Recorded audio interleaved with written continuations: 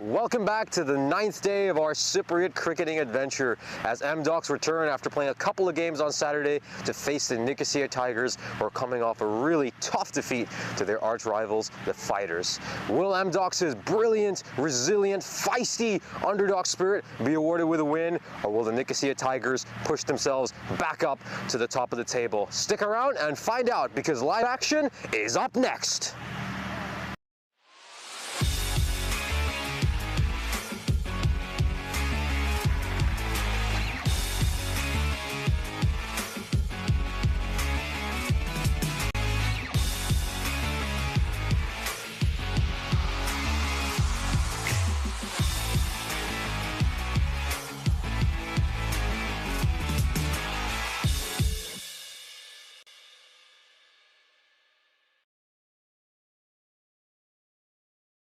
So we've just had the toss news from out in the middle, and the skipper of MDOX, Rahul Shukla, has won the toss, and he's chosen to bat first. Up next is the MDOX inning.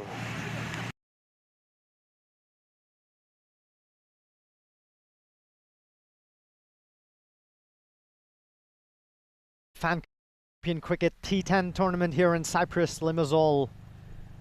And you're seeing beautiful scenes being captured by our camera crew here. This is the Ipsonas cricket ground. You must be wondering why half of it is painted in green, and people on the other side must certainly be thinking the grass is greener on the other side. And that's true here at the Ipsonas cricket ground. It's a ground that facilitates a couple of sports, cricket clearly being one of them. About half of that strip is also used for football. That explains why there's this two-sidedness to the pictures that you just saw. We have matches 17 and 18 of this exciting tournament that are going to unfold through the course of this evening, as MDOX are taking on the Nicosian Tigers. Well, it's clearly less windy today. At this point in time last evening, the umpires had their hats flying all over the place. There's a wind speed of only 8 kilometers per hour today, and that's at least 5 times less than it was yesterday, so we can expect a lot of dew to come into play as the game goes on. The MDOX, of course, have won the toss, and they're going to have a bat here. The Nicosian Tigers, of course, have done remarkably well in their last few games. They've won 4 out of the last 6 that they've played here, and they're sitting with the most number of points. Now, any of these teams have to show for at the moment with 8 points. They're tied at the top with the Cyprus Mouflons, who we saw yesterday. They played a couple of excellent games against the Black Caps. The Mouflons a little better off than the Tigers thanks to their superior net run rate. And the MDOX have only played 2 games so far in this tournament, and they've lost both of them. Mind you, one of those games against the Mouflons was a rather close one, and the MDOX will probably consider themselves a little unlucky. The rub of the green didn't go their way. And joining me in the middle after introducing this evening's cricket is our man Nishi. Welcome back. Great to be back with you again, partner. This is going to be a very interesting couple of games. I'm really looking to see how MDOX have recovered from that loss, which you were just talking about. I think this is a very good side. We saw these two teams play each other in a couple of interesting games last July in T10 cricket. Both those games were live on the European Cricket Network, and well, we've seen a lot of changes with both these sides over the past year. I've seen particularly MDOX, who have well, they've grown by a lot of strides. They're so much a better team, and they'll be hoping they can pick up their first win tonight, as I think Vimal Kanduri is at the non-strikers end, but it'll be interesting to see who's facing the first ball. Oh, it's Prithaj Dayol, the wicket keeper off the MDOX. He's going to face the first ball. As we see Iftikhar Jaman, he's been handed the new ball. Well, this one's gone a little wide of the keeper. Excellent stuff there from the third man. Puts that foot in there just in time to save a certain boundary. Yeah, MDOX have had a real renaissance this year. Many people remember them as a side that used to struggle to string together too many wins, but they're currently sitting in the T20 League with a very solid record of 3 wins and 2 losses. So the side has grown a lot, and that man, Vimal Kunduri, has played a huge role in it, as this is a very wide delivery. So Jaman still waits to bowl the first legal delivery. Yeah, the M-Docs will take these freebies, 3 on the board, without having faced a legal delivery yet. In fact, it is. The keeper is going to try and get off the mark.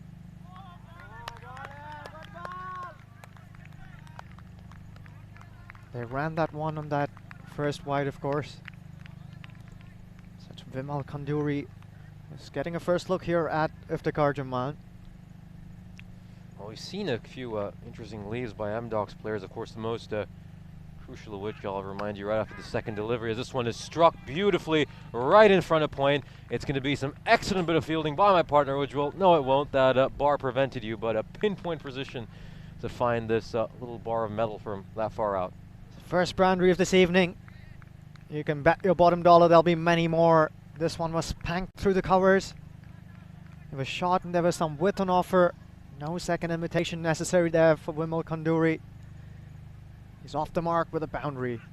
Kunduri's so good square of the wicket, as this one is struck hard as well, but Roman Mazumdar, the star batsman for the Tiger, does well to field that one. Of course, just to remind our viewers of that first match they played with the Muflons, which had a lot of controversy, some tough wide calls and all kinds of things. The M-Docs were feeling a bit annoyed with, of course. Whether or not their annoyances or grievances are justified is an entirely different debate.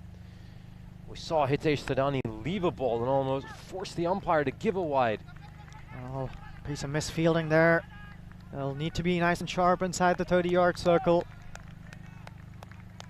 And with that, Prithaj Deol's off the mark as well. And a very warm welcome to all of our viewers around the globe. You're catching the live action. Warm hello to you, Mahmood White, for chiming in nice and early. As Iftikhar Jaman bowls another ball that's a little short and wide, so it's not the usual sight, catching Iftikhar Jaman taking so long to get into his stride. Yeah, this is a good start by these two. Just putting a bit of pressure on Iftikhar Jaman, although he doesn't look like himself. This isn't what we're accustomed to seeing from him. Well, they sneaked that extra one there, didn't they? An overthrow that wasn't backed up by the fielders. And very alert to that opportunity. So the M-Docs are doing a few things right here at the top of their innings. Iftikhar Jaman has got another ball to spare. He's coming around the wicket now. Deol will be looking to convert this into a really good over. Nice shape on that ball from around the wicket. An easy single into the offside. Yeah, good start for M-Docs, a 13-run over. In the past, we saw M-Docs often stutter at the start and not quite have a good enough run rate, but we're seeing that this is a new M-Docs side, and they're demonstrating it. Of course, these two players are so important to the fate of this side, and it's good to see the captain Shuklas and both of his 2 main men right up there at the top of the order. And they've got them off to a good start. They've got to make the most of the power play. We've seen how teams have often fallen away a little bit through the middle overs. The M-Docs will be looking to get a good power play in here, and for them to post a really good imposing target. One of these two will have to bat deep into this innings, whether it's Deol or Kunduri. They won't really mind. As we see a change in the bowling attack, the man who's going to carry the baton forward after that expensive over from Jaman will be Aminul.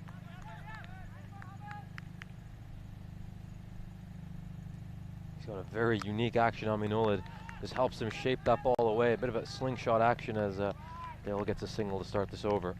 Yeah, very reminiscent of how he swung that one from a very full length to the skipper of Black Caps, I believe. Was it Alvi Chowdhury? He was hopping at the crease and was caught right in front, rather comically. Expected that one to slide down the leg side, but it swung back and struck him in line. As we see Aminul run in again.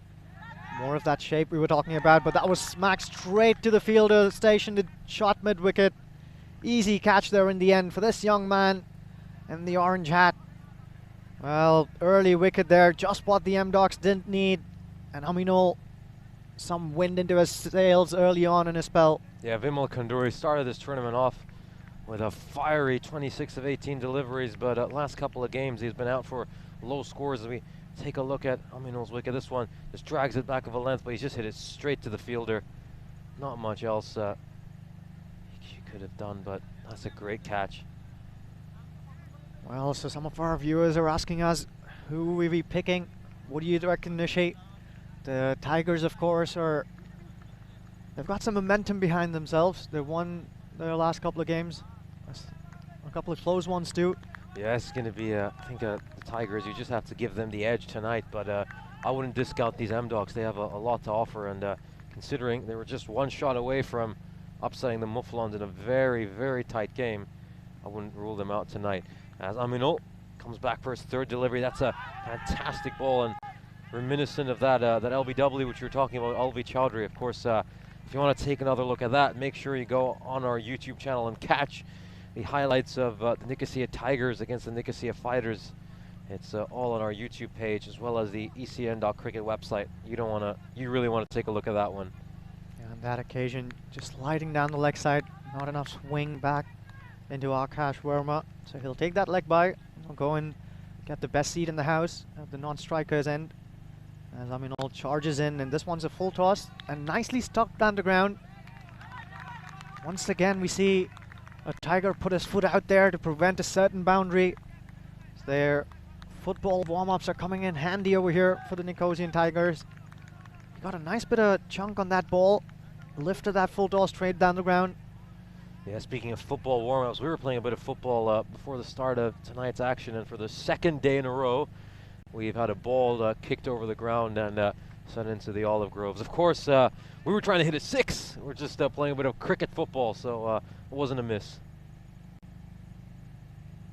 Aminul to deal another full toss and some shape on that ball.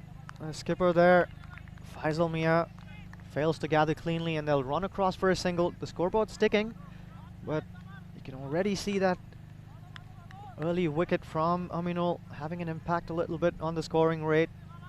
Yeah, that was a pretty poor delivery. I think Dale will be very frustrated. He hasn't managed to beat Faisal Mia at cover.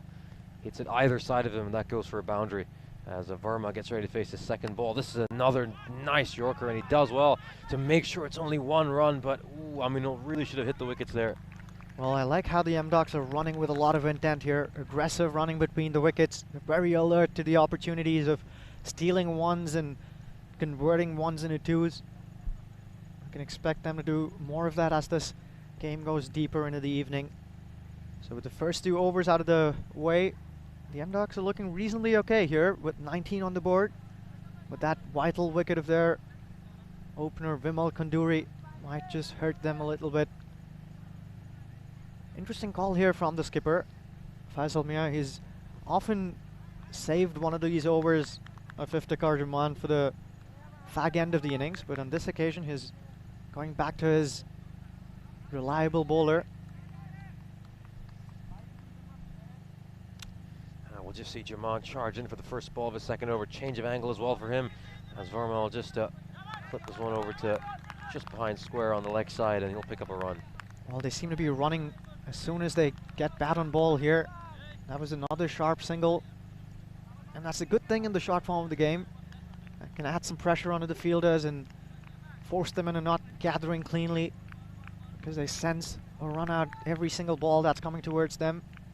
So it's about calm heads, not just with the batter with the ball in hand, but also in the field, as we see Jaman shape that one away beautifully. That would have troubled the best of batsmen out here. Yeah, that was a really brilliant ball. Just got it on the right line and length, and he really demonstrated his quality on that occasion. Of course, you are right to comment on how good this M-Docs running between the wickets is, but another factor that you have to love about them is that they have one of the most vocal dugouts. Whenever they're out there batting, there's tons of chatter.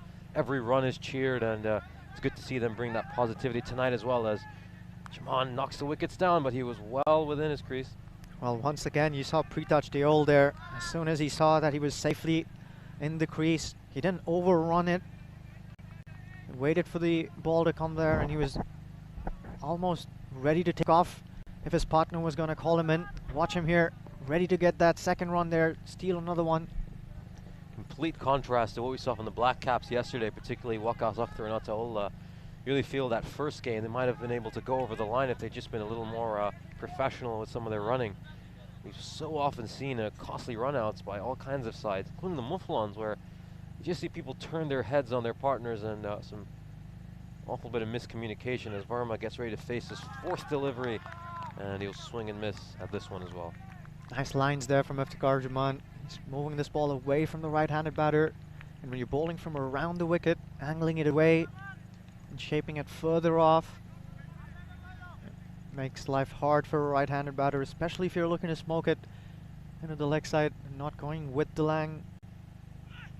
Once again, he's trying to go across the line a little bit. He'd have been better off trying to hit that one over the cover fielder, but he doesn't do that. I'll just dribble down to the fielder at long off, and it'll be a single. So nice comeback here from Iftikhar Jaman after having gone for a few runs in his first over. A couple of dot balls in this set of 5. He'll be looking to bowl this nice and straight and shaping it away from Diol, who's got his eye in now. Nice stuff from Jaman. He'll wrap that up. So 2 overs for 16 for him, and a quiet over to end the power play for the M-Docs. Couple of good overs here. That's just 8 runs of the beg your pardon, 9 runs of the last couple of overs, and they just pegged things back after that nice first over. So shows you just how wickets can turn games around. Prithij Deol, who was looking very good initially, now is just had his strike rate drop a little bit. So in the end, we come to the end of the power play, and I think the Nicosia Tigers will be the happier side as we take a look at that one. Well, that looks a lot like the Greek economy after their recession. Well, it does, doesn't it? And unfortunately, no skyscrapers there for the M-Docs. Perhaps one skyscraper, but it just kept falling. Let's see whether there's some momentum that can be injected back into this batting innings for the M-Docs. Akash Verma certainly capable of the big shot. And once again, the skipper goes back to his main man. He wants to get these early wickets. An appeal there without any conviction. They all knew it was going down the leg side, but some encouragement here for the bowler from the keeper. This one definitely sliding down the leg side. There was no question there. Very easy decision for the umpire Arslan, who's Mohammad Arslan is currently standing behind the stumps at square leg. We have none other than Richard Boxall. Of course, the third umpire is Ahmad Farouk, and the match referee is Suleiman Saeed. And as Diol puts his gloves back on, let's all collectively wish the umpire Arslan Ashraf a very happy birthday. He's just turned 24 today. He's been doing a fine job here throughout this tournament so far. A very happy birthday to him. Aminul runs in again. This one's shot and there to be hit, to be fair, but he fails to connect. I hope one of these bowlers give him a nice LBW. Nothing better to cap off your birthday as an umpire than raising your finger for an LBW. That'd be the perfect umpiring birthday present.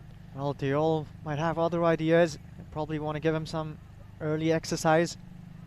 Don't pick one of your arms up, but both of them. Not one index finger, but all 10 of your fingers.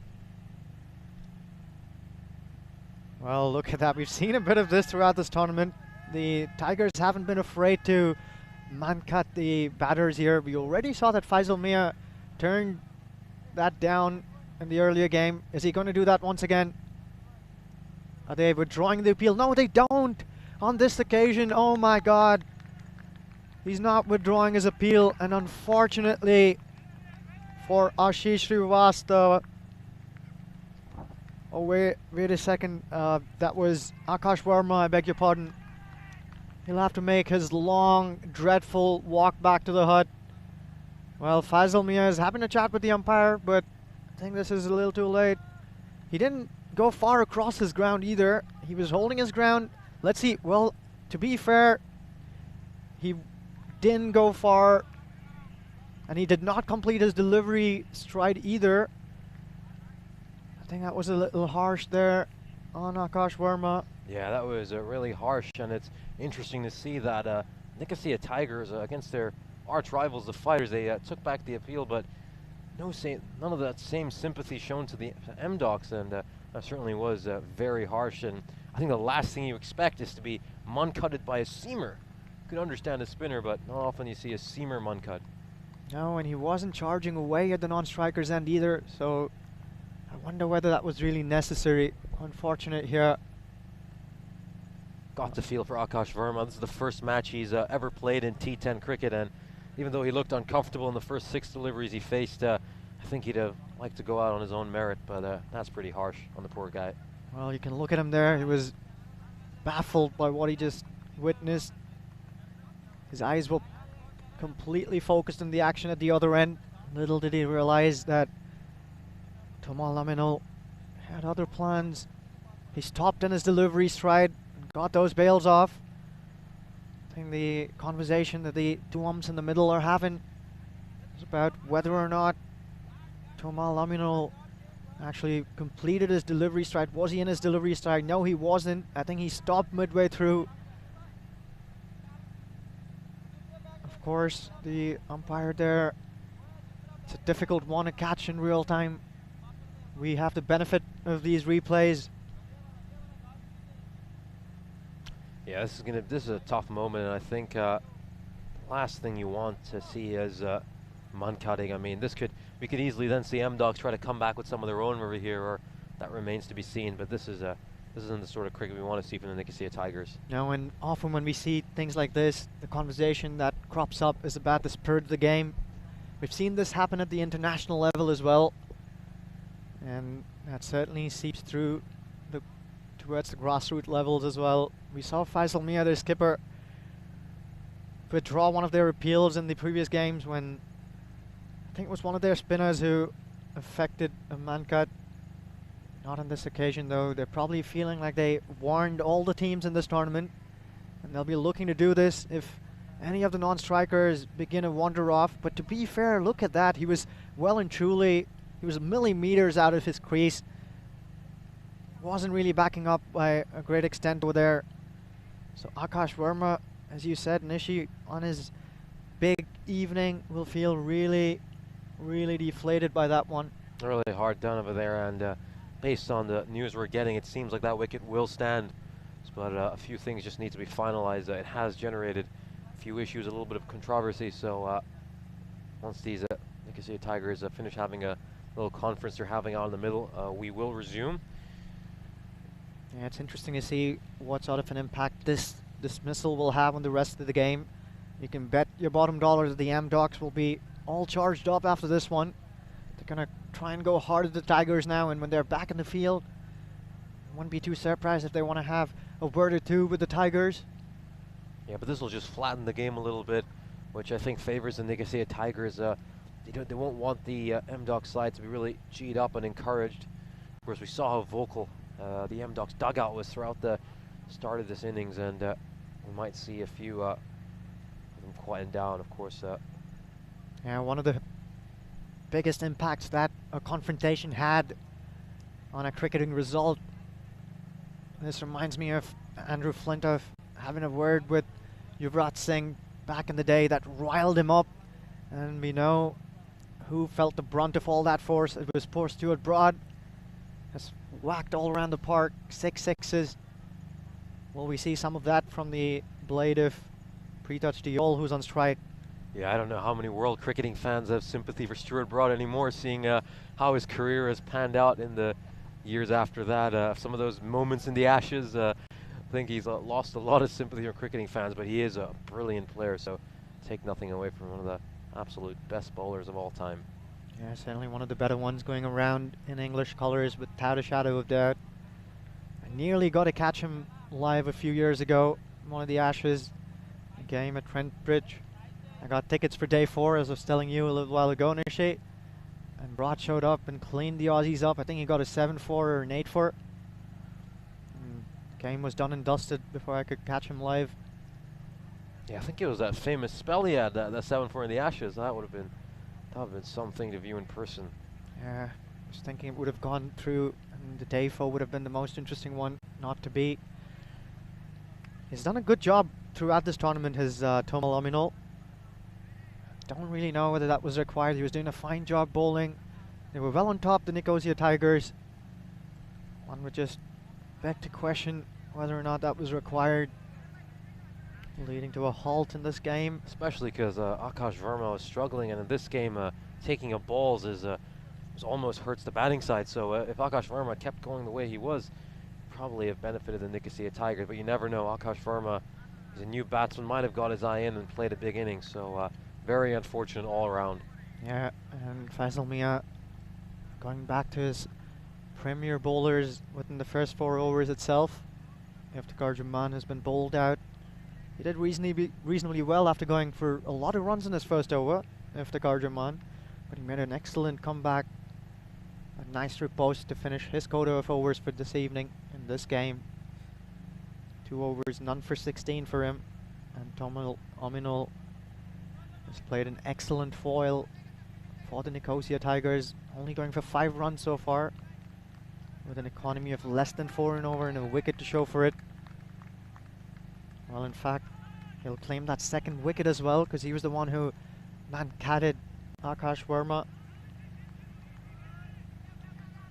The M-Dogs, they're still cheerful. You observed that a while ago, Nishi, in this game, and they're providing their men out there in the middle all the support they need. As Aminul runs in again, this one's nicely played in the offside. He timed that one well, got nicely behind it. Yeah, this will really raise all the responsibility on Deol's shoulder, who's been on a tear in T20 cricket. He's made 211 runs in 5 games, averages over 70. Well, here's a tongue twister for you, Nishi.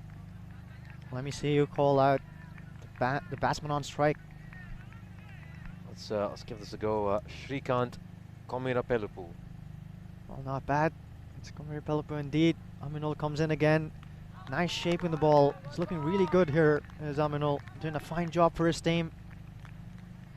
Well, I wish he didn't man-cut him. It's not something you'd like to see, especially when the non-striker isn't wandering off and trying to get an unfair advantage. But well, it's done and dusted now. The game goes on. As we see Shrikant Komirapelupu trying to drive that one on the up. He's not getting behind that ball, not really covering for that shape and swing that's on offer for Aminul. Yeah, they've really just quietened down the M-Dogs after that great start. Faisal Mia's bowled both his big seamers up front, and he's made sure he can just knock the stuffing out of M-Dogs early. And so far, it's been a very successful strategy. And here's the last ball of the 4th over. Another play and a miss. It's an excellent spell here at the top for Tomil Ominol. He's bowled his 2 overs, gone for 6, and has been a part of both those wickets. So one way or another, the Nicosian Tigers find themselves well on top here, as we have a lot of our followers chime in. A warm welcome to all of you around the world. Do get nice and active here in the live chat. We'd love to hear from you and love hearing all about how this action's being perceived out here in the middle. As we see the skipper, Faisal Mia, bringing himself on. He had a tough few games at the start of this tournament, but he did a fine job with the ball last evening. Oh, he certainly did. Against the Nicosia Fighters, he had an absolute blinder of a spell. His statistics were, frankly speaking, eye-popping. So he's going to hope to replicate some of that, because if he can replicate that performance, then M-Dogs will be in serious trouble. I mean, they're off to a very difficult start, just going at 6 and over. Yeah, what he did so well in that game against the Fighters was he didn't try and vary too many things. He kept it very simple. Will he do that again? Nicely floated. He would have been better off trying to drive that ball through the offside, trying to cut that ball. Wasn't shot enough. In fact, he could have tried to go well over the infield. There was some width on offer as well, but he doesn't connect on that occasion. This one's shot and there to be hit, but once again he fails to connect cleanly. Yeah, this is probably the 2nd or 3rd time we've seen Deol fail to cash in on some of these poor deliveries. There was a rankful toss bowled by Jaman earlier, which he hit straight to a fielder, so he's going to have to capitalize sooner or later. As we take a look at Shrikant getting ready to face his 4th delivery. still hasn't managed to get off the mark, as this is a really wide ball by Faisal Mia, and he really shouldn't be bowling there considering his speed he's bowling at. Yeah, he has been successful trying to float these balls up there, enticing a few shots. The skipper of the M-Docs, of course, is one of the national selectors, Rahul Shukla, and a handful of players in this Nicosian Tigers team have been shortlisted for the national team, so lots of good cricketers here on display. Roman Mazumdar, of course, one of those Class A right-handed batters. We'll get to see more of him through the course of this evening as Faisal Mia runs in a ball, his fourth delivery. Pre-shot, well, you don't often see this in the shot form of the game. Pre-touch the Yole on that occasion, just letting that one go. You'd have shouted out, calling that a well-left delivery if it was a test match. Yeah, this is just comical. This is the second time we've seen a leave like this in this match from M-Docs. Don't know what they're trying to do. They need to really be aggressive, as this time goes for that cut, but it slips right through the fielder's hand, which will allow them to come back for a second run. And a little slip up for the Nicosia Tigers after pretty much controlling this game from the first over. Yeah, once again, that intent with their running between the wickets. They haven't been bludgeoning the ball or making good connections whatsoever so far in this innings, but they've been running really well and hard between the wickets of the M-Docs. Of course, speaking of national team players, the Nicosia Tigers are without Rashidul Hassan today, who would also features for the national team. He's been shortlisted too, as this one will slide down the leg side, but great bit of footwork by the fielder, as he'll make sure that's cut out to just one run. More extras here from the Nicosian Tigers. We'll keep an eye on that one. They've played a significant role in this tournament so far, have the extras. That one makes it the sixth one in this piece so far, as another shot ball is dragged into the leg side. That'll only be a single. They have men stationed here in the deep to protect those boundaries. There's a man at cow corner who's now probably going to be moved towards the long on area, and the one who is at the shot mid-wicket area has been pushed back as well. So they're protecting that leg side boundary. As we see another quiet over pass through here for the Nicosia Tigers. Not much here going on in the batting chart. Not at all, and the strike rates look really poor. Just one man who's gone it over a run a ball, and all he made was 5, and serious concerns for M-Docs. And I think the next thing we have to question, though, is why did they win the toss and elect to bat first, considering they knew that they don't have the most explosive batting. I think M-Docs are at their best when they bowl first, set a team to a low target, and then go out there and chase it. I think that's where they really found success against the Mufflons on opening night. This is they really fizzled out here, and this is a poor way to start. Well, this is a shorter delivery, and it's smacked away, but straight to a fielder. So just the one boundary as we're halfway through the innings for M-Docs, but we'll manage to get another 2 runs. well, excellent running again. We've seen so many teams not run hard between the wickets. Very alert to this opportunity. That ball went deep into the outfield. They were banking on the fielder not being able to fire in an accurate throw.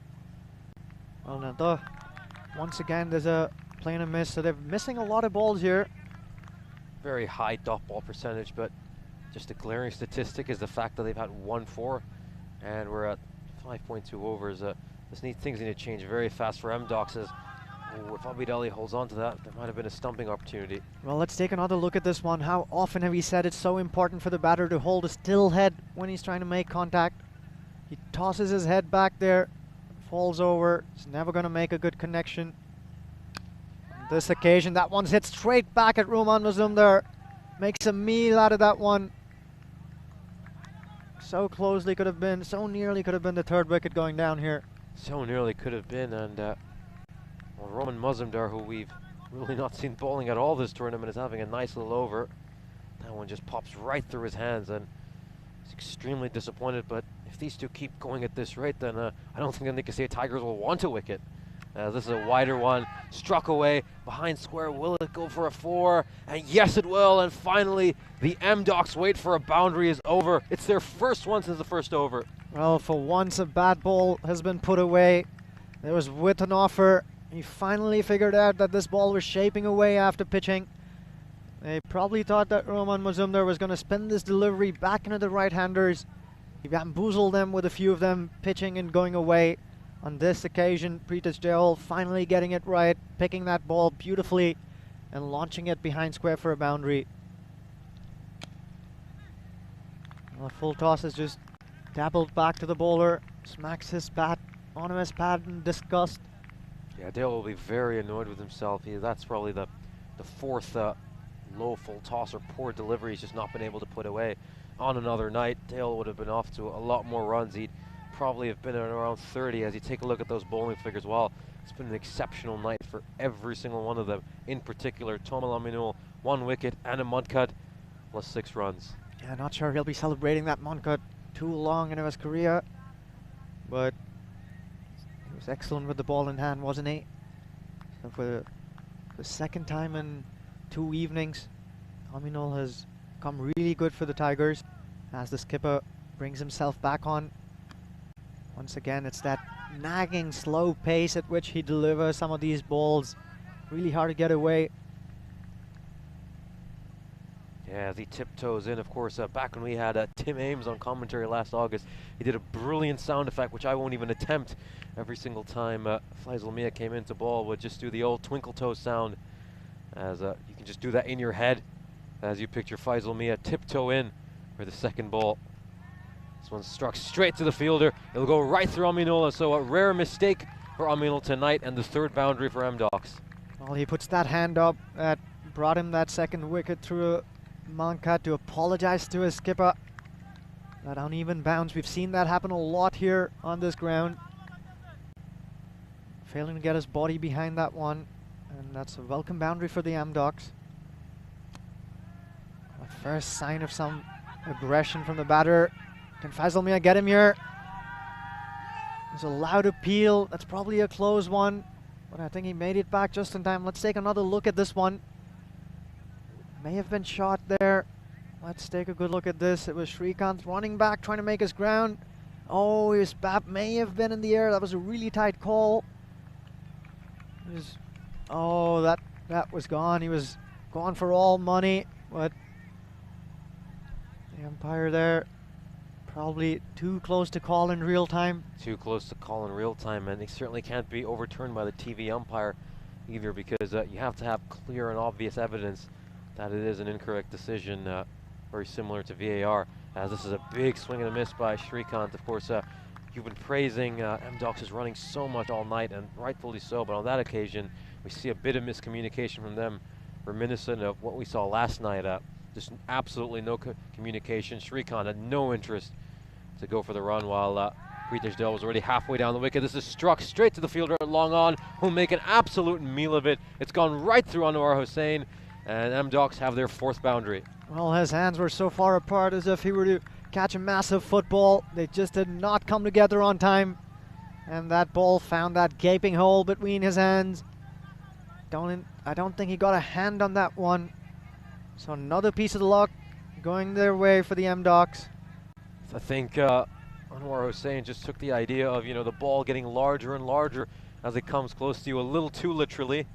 As you're right, he thought a football was coming at him, but this is well struck by Srikanth. Will this go the distance? Oh, it's gone through the fielder's hand again, and they'll run a couple of runs. So, well, we're starting to see the Nicosia Tigers just make a few errors in the field. We saw a misfield and now a couple of drop catches in a row. Well, he's living dangerously as Srikanth Komir-Palepu. He launches that one high into the night sky. We've seen Sajad Badan take a good catch, but on that occasion, another one goes begging.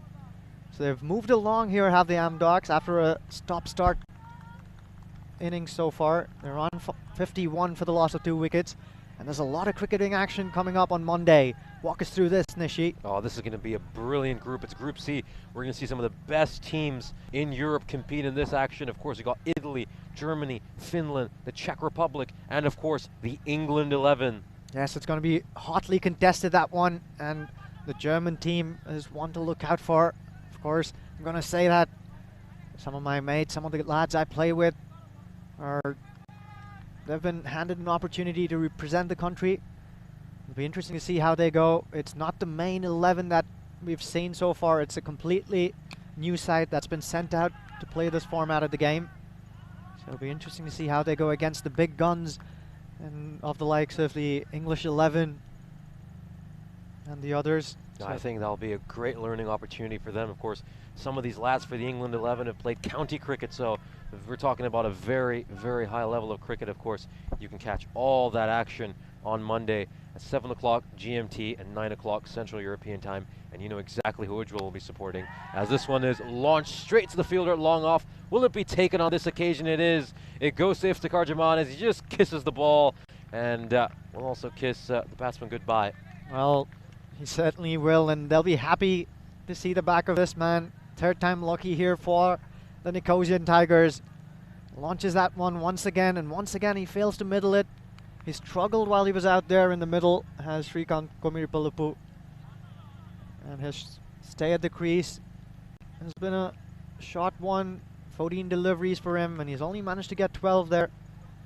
So perhaps this might prove to be a blessing in disguise for the Amdocs, especially if this new batter can get going from the word go.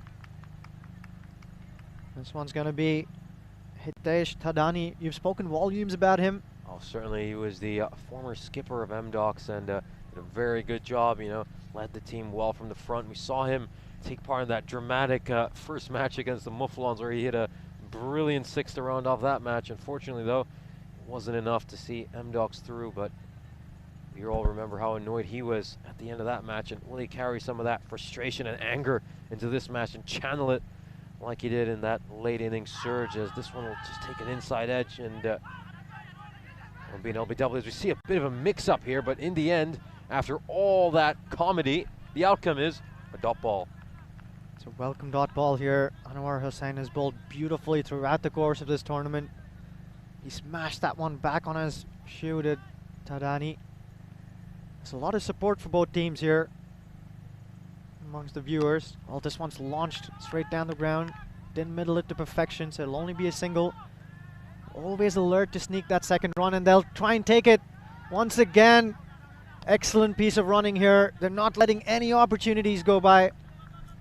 MDOX's running between the wickets has been top-notch and easily the highlight of their innings. Without that running, I think their score would have been really awful because they've just not been able to find that explosiveness. But look, once again, brilliant running. Take a look at this. Really not letting the Nicosia Tigers off whatsoever. That one just slipped through the bowler's hand and immediately pounced on that opportunity. Excellent stuff there. Watching the ball closely, very alert to the opportunity. This one will be called a wide. He walked past it to kiss it on its way past the tram line. And as I was saying, there's a lot of support here in the chat. Arithra Chakraborty is chiming in support of MDOX. She'll be hoping that they can pull this off from here, get them to a high total. That one struck through the offside, Nishi. Is it going to come as far as us? No, I certainly won't, as this one catches the bottom edge, and just in the delivery before this, we saw Hitesh Thadani leave the ball. Of course, he's known for doing that a number of times this tournament, where he'll leave the ball and try to dare the umpire to give it a wide. We saw that in that dramatic final over, where in the end they lost by 4 runs, and well, if he hadn't left it, they might have won. Who knows? Yeah, it's a game of fine margins, as we say so often. As Anwar Hussain runs in again, this one smashed back into the ground, so it loses some heat on its way to the fielder. That's the skipper. Well, they're asking for it. This one will be an easy run out. Well, too many times. That was unnecessary there. Has he given him? Well, that was really unnecessary. He thought there was another opportunity to convert what was only a single into a 2. Fazal Mia there on that occasion, holding onto the ball and just sitting tight, daring the batters to go for a second. They took that up and fell short. I don't know what they were thinking on that occasion. They made the correct call to not go for the second run, but once Faisal Mia, the skipper of the Tiger, just collects that ball and holds on to it, for some reason, they suddenly decide that, well, let's dare him to throw it. Surely he can't make that throw. And Faisal Mia was like, well, this is the easiest throw I've ever had to make. And he throws it straight to Abid Ali, who'll, well, he'll never get an easier run out than that in his life. Well, I have no clue what Preachit Dayol was saying to that man Hitesh Thadani. I better hope that was an apology, because there was no second run in that one. I think he sold his partner down the river there. Unfortunate outcome yet again for the Amdocs. They're hobbling on to 58 for 3 now at the end of 8 overs. Yeah, that was a real brain freeze. You saw them rightfully say, no, stay exactly where you are. And then suddenly, Faisalmia picks up the ball, just tosses it around a bit, and he says, yes, come. And in the end, that was a pretty poor moment for them. And Amdocs are in serious trouble. I mean, I don't know if they can even make it to 70, 80 runs from here. Well, they'll be desperate to get to that 75 mark to try and make this a contest. They've got to give their bowlers something to bowl at. As we see Roman Mazumdar back into the attack, and he beats the batter here. Yet another sharp single. Yeah, it's been a very flat innings from Amdocs. Not a way to start your night. They really haven't got going at any stage. Take a look at the statistics. Just 4 boundaries. That's simply unacceptable. Mazumdar is bowling with both the long off and long on in place. This one's bowled at a good length, shaping back into Pungal, who's the new batter there in the middle. Saurabh Pungal is off the mark with that single. Peter Sterol has been out there since the beginning. It's he who has to go big guns here. He launches this one, but it's once again put down by a fielder in the deep. Can you believe it? We've seen the Nicosian Tigers catch literally everything that came their way in the last couple of games. But today they're having a really bad time out there in the middle. Yeah, they've returned to old habits. This is just like the first night where they were struggling under the lights. Tomal Aminul drops that catch, and after bowling superbly, he's made a couple of massive errors in the field as Saurabh Pungal will miss that one. Another play and a miss, another dot ball. They've accumulated a few of those today, have the Amdocs. How they would have wished some of those dot balls would have been boundaries. Here's another opportunity. This one spanked through the offside, and an excellent piece of fielding. Oh wait, I think he just let that one through. Great effort though from Anwar Hussain. Yeah, it was a difficult chance and a good opportunity, but we've seen a lot of these Amdocs boundaries come square of the wicket. If there's anything you can call the Nicosia Tigers guilty of doing, is they maybe bowled a bit too wide so far tonight, but can't say they've got it wrong considering what the score is. But that was a very important boundary, as Saurabh Pungal is a good power hitter, and maybe if he can just string together 2-3 boundaries to end this match, might give himself something to bowl at later. Well, if they can somehow get themselves to 80, they'll consider themselves quite pleased, especially when you think about what they got at the end of that power play. Teams have been trying to charge their way up towards the 35-40 run mark, but they were hobbling towards the mid-20 point at the end of that power play. Only 6 balls to go in this innings for the Amdocs. At least 2 or 3 of these balls have to disappear. Absolutely, they need to get at least 14, 15 runs, and I think the skipper will go to Anwar Hussain for this final over. No surprise, went for only 7 in his first over and took a wicket, so it's not going to be an easy task with him bowling. Well, how tidy have the Tigers been with the ball in hand? Roman Mazumdar, gonna see him come out there in the middle with the bat. He's only gone for 14 of his 2. And Anwar Hussain, 1 over for 7, and he'll finish things off here for the Tigers. Well, that one's plugged into the outfield. They're running hard again. This will be another run out against the run of play. Well, we were appreciating their running between the wickets, but this one's just mindless running. They're like chicken without heads, scampering all across the Amdocs. Unfortunately for them, another one bites the dust. Yeah, I don't think they would have minded having Pritesh Dayal on strike as well for that second ball. He's the only batsman who's been set so far tonight, but they looked really determined to get Pungal on strike, as this one he just sort of reaches out at it. It's a very simple collection for Roman Mazumdar, who'll throw it, and once again Abid Ali has a very easy run out. Good throw straight to the keeper's gloves. It would make sense to run that hard if it was the last ball of the innings. It's pretty hard for the new batters to get the ball out of the square. We've seen that happen time and time again, so I wonder how sensible a call that was. Stroked into the offside, and once again they're trying to steal that second run. Living dangerously here are the batters out there in the middle. Yeah, this innings has so far been an absolute dream for Faisalmia. It's been extremely flat. The Amdocs have never been able to get going, and That's exactly what you want to see as a white ball captain. Just no real momentum in your opposition as Salmon gets ready. This one is struck hard, but he'll go straight to the fielder long on. They're going to push for a second because they'll have to. And oh, if Anwar Hossain had collected that cleanly, well, we'd have seen the 4th run out of tonight if you include that Munkad. Well, on that occasion, seeing the rub of the green here are the M-Ducks. Vinod Salman making his ground there thanks to that poor collection from the bowler Anwar Hossain. Yeah, it's incredible to think that M-Docs are at 70 runs considering the Nicosia Tigers have been pretty atrocious in the field. Several dropped catches and missed boundaries.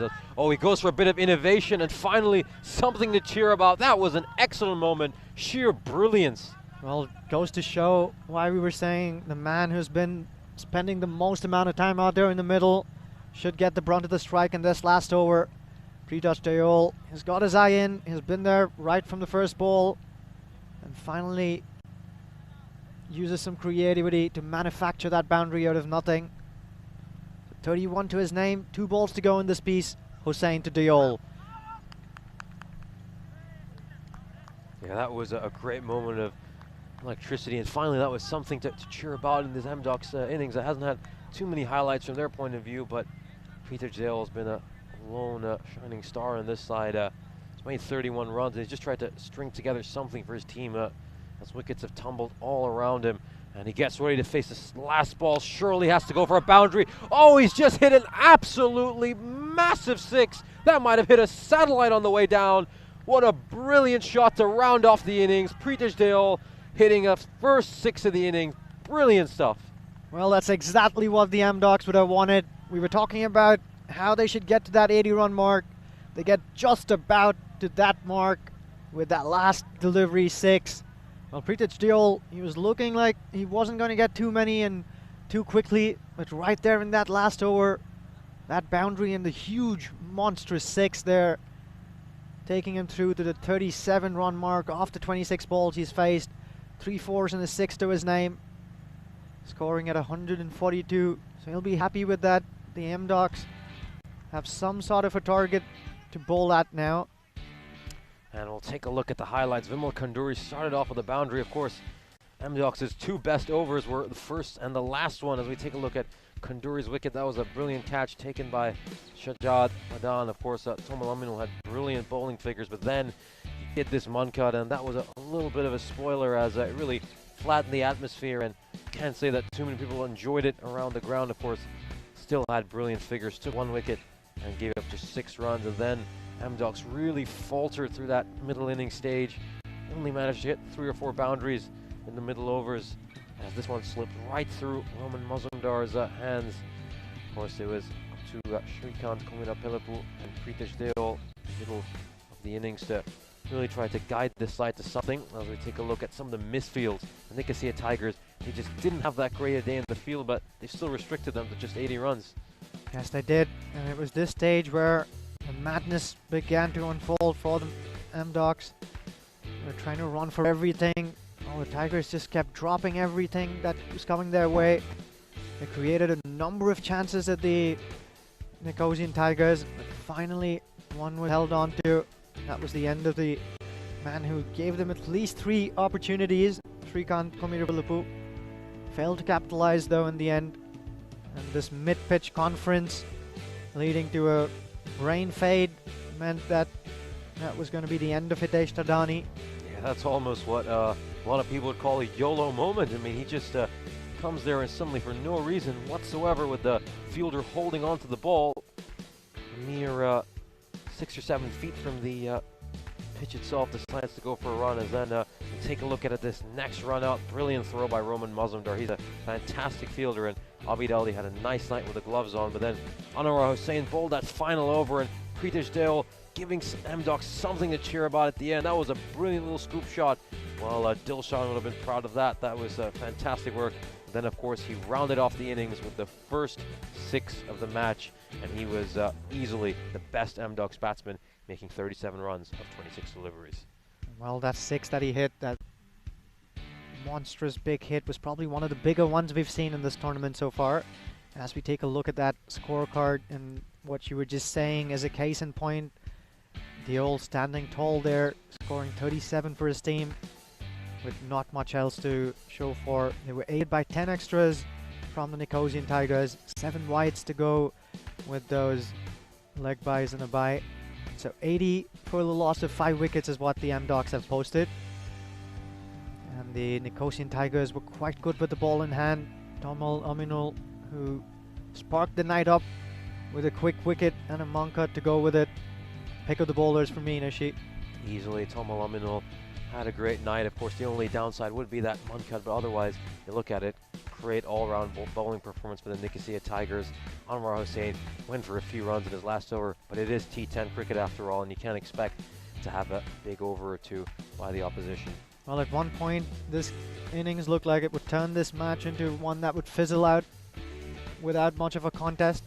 But that last over from Anwar Hussain that went for a few will mean that we might still have an excellent chase on our hands. The Nicosian Tigers, remember, they have some excellent batters in their rank, but anything can happen in this game. And if they lose some early wickets here, if Roman Mazumdar and the likes of Abid Ali fall cheaply, the M-Docs will consider themselves to be right in the game. Certainly will, of course. We wait to see that action as, of course, M-Docs, thanks to that last 14 run over, managed to get themselves to 80. Up next is the chase, and will M-Docs pick up their first win?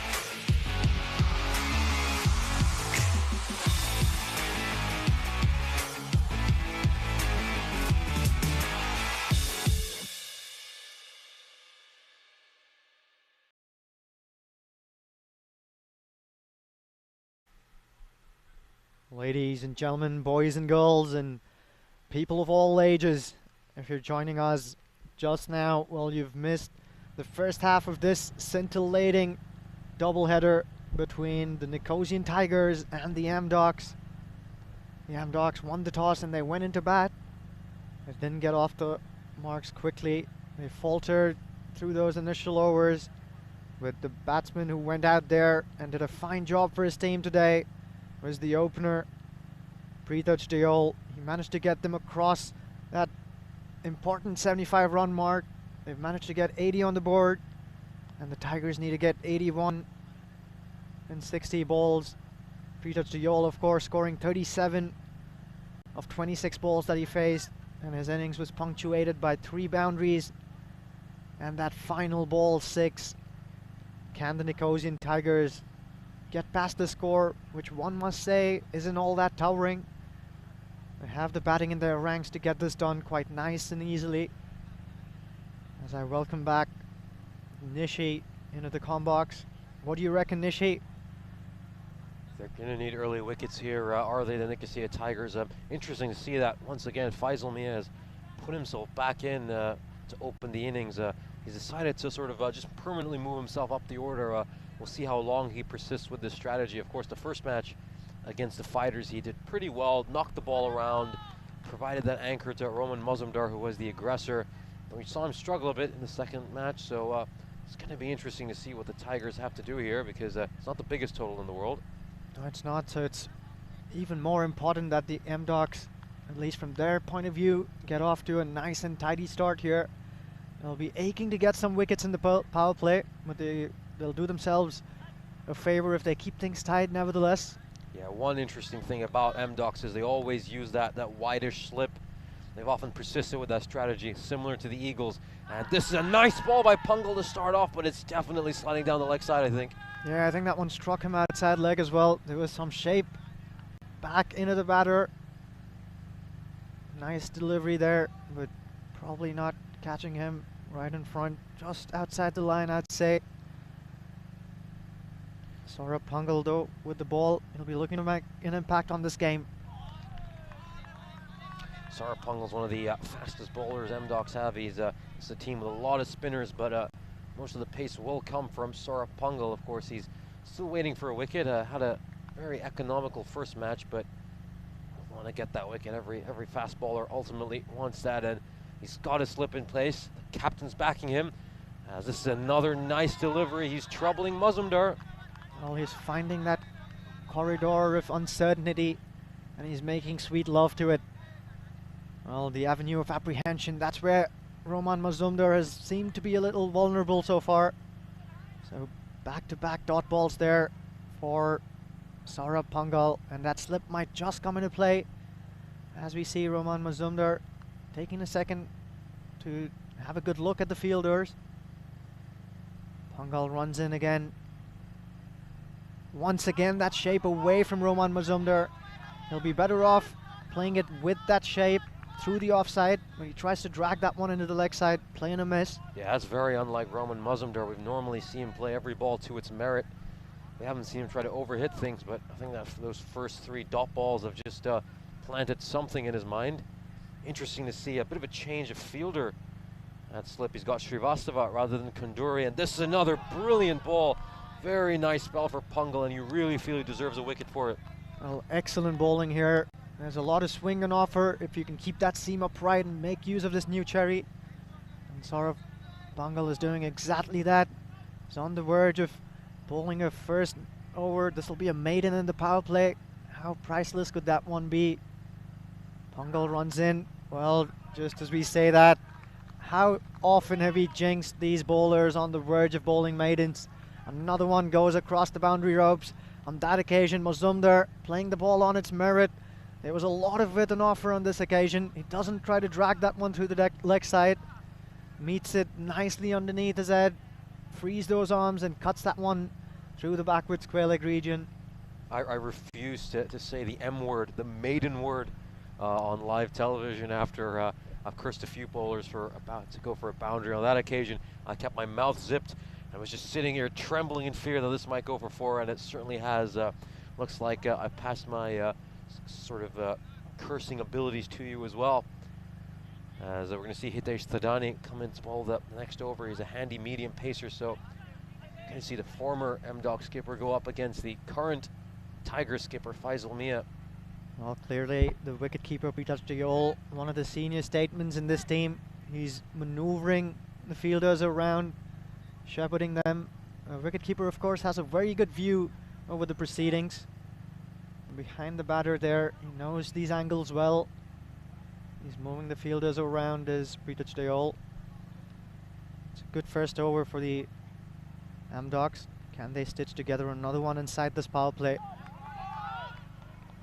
Yeah, all their bowlers are getting this ball to shape away beautifully as Nicosia Tigers really struggling to play it.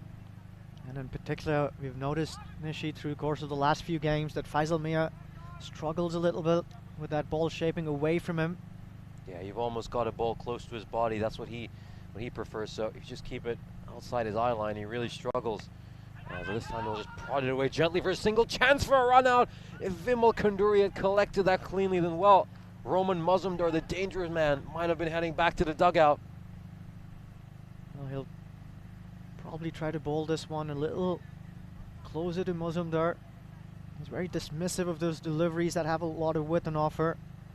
Shaping it away from him is the way to go, though. Well, that was a slower ball, full toss there in the end. A low full toss is just dragged down to the fielder at long on. Mazumdar is off and running.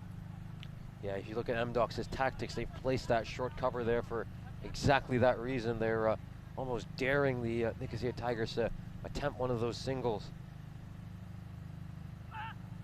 Thadani shapes that one again. This was too full on that occasion, but Faisal Mia beaten by that swing on offer. As we see Thadani shaping that one quite nicely. So nicely spotted there, Nishi. Both these bowlers off to a good start. They're landing it in the reasonably right areas. Once again, that's the ball we've been talking about. Angling into the right-hander, shaping away from him. Excellent swing and sieve movement.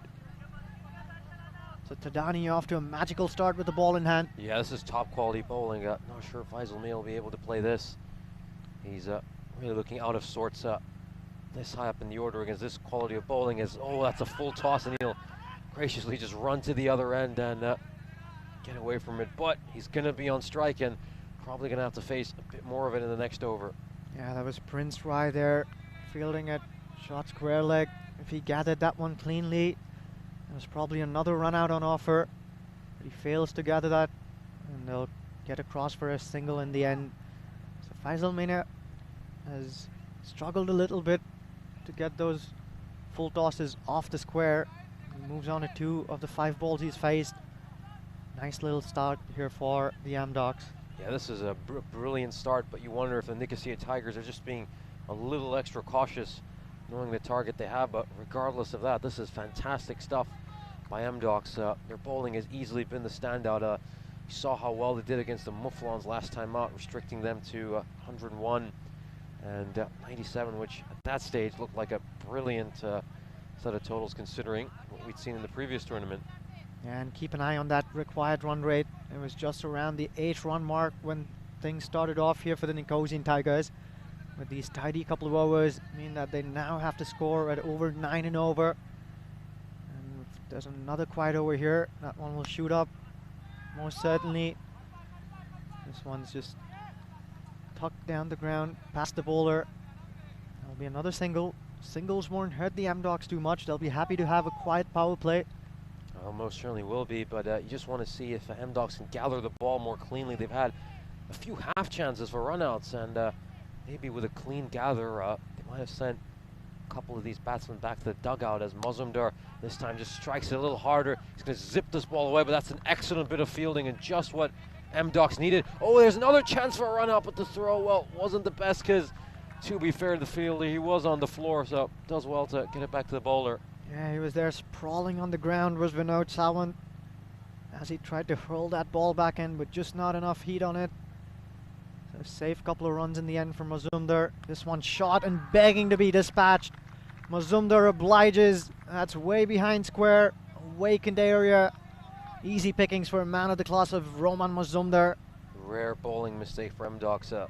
Pasoria going a bit short this time. They've been absolutely perfect so far to Mazumdar, just pitching it at a brilliant line and length, getting it to shape away from him, but on that occasion they go short, and that's exactly where Mazumdar loves it. Only the second boundary so far in this power play. The MDocs will be looking to keep them down to that. Arjun Pasoria with the ball, dragging that one way too short. This one's a little fuller, hit straight down to the man at mid-on. He's right on the edge of the circle too. Yeah, Vinod Savan, good bit of fielding on both these occasions. Maybe a few other fielders. Roman Mazumdar might have had a couple of boundaries, but Savan's done a good job to restrict him to runs alone. Well, I think he always stepped on that occasion. Arjun Pasoria at cardinal sin if you're a bowler. Free hit here for Faisal Mia. Can he make the most of it? Arjun Pasoria runs in. Well, he connects this one, gets some bat on it. It'll be a catch. They'll take it, but to no avail. Do remember that that was a free hit owing to that no ball. So they'll have to go back and do that again. Faisal Mia will live to tell the tale. Yeah, a little bit of catching practice for Vimal Kanduri. I think they're glad that it was Faisal Mia on strike with the free hit rather than Roman Mazumdar, when just popped up for Kanduri. And well, he might get a few opportunities later in this match where it really matters. See how he does then. As of this one, was it just inside the tram line? No, it wasn't, and that's just the second. Beg your pardon. That's the first wide of the innings. But just a second run of extras. It was so crucial here for the MDocs to bowl another tight over within the power play. That required run rate has fallen back down below the 9-run mark now. And that would have been another wide if he left it. Well, there's a run out on offer. I don't think he gathered that one cleanly though. Pre-touch Deol.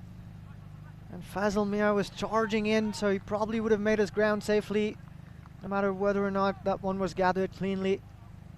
Oh, well, if he had gathered that one, it was a lot closer than I thought. Yeah, and once again, MDocs, they keep giving up these run-out opportunities. They've had at least 3 or 4 of them so far, and even though this is a good little power play to start, you hope they aren't sitting here at the end of this match ruining all those run-out opportunities. Well, we certainly talked about how there's no space of what-ifs and what could have been in this game of cricket. They move to 18 now with 2 balls to spare. That one's hit well. He really should have gotten a foot down at that one. Lackadaisical stuff here from the MDocs in the field. Yet another close call with the run out, but what was he doing there? Why didn't he get his hands down there to gather that ball? MDocs are letting a few slip here through their fingers. That's extremely disappointing considering back on their first night when they played the Mouflons, they were a brilliant fielding side. Didn't put down too many opportunities in that game. Took pretty much everything that was hit to them and were electric in the field, but on this occasion they look a little bit flat, and you hope that some of the dullness in their inning hasn't just crept into their fielding performance. When we take a look at this power play. Well, if you look at these two in comparison, they're mirror images of one another. The MDocs got off to an excellent start in that first over and fizzled through towards the end of the power play. And exactly the opposite here for the Nicosia Tigers. Well, it's T10 cricket. You're always going to have an over where you go for a few runs, but what matters is how you bounce back. Do you let that affect your whole side's performance? As we take a look at the first over after the power play, of course, they can have more fielders outside the circle now, and Roman Mazumdar fails to connect with that short delivery. Well, Prince Rai will consider himself very lucky there.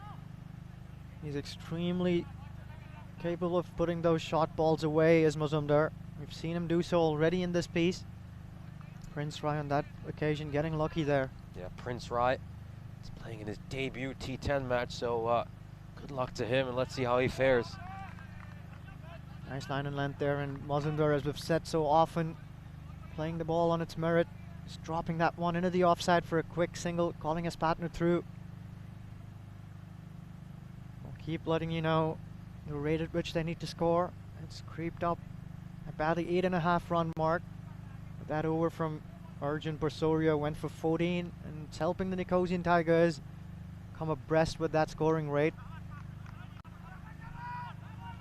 knocking these balls around. There'll be a couple of runs for the Nicosia Tigers, so a good bit of running between the wickets. Of course, the old adage in cricket is you try to conserve wickets early and then try to go hard at the end. Of course, we saw the Black Caps lose in a chase where they weren't chasing the biggest score in the world, despite losing just 1 wicket for the first 9 overs.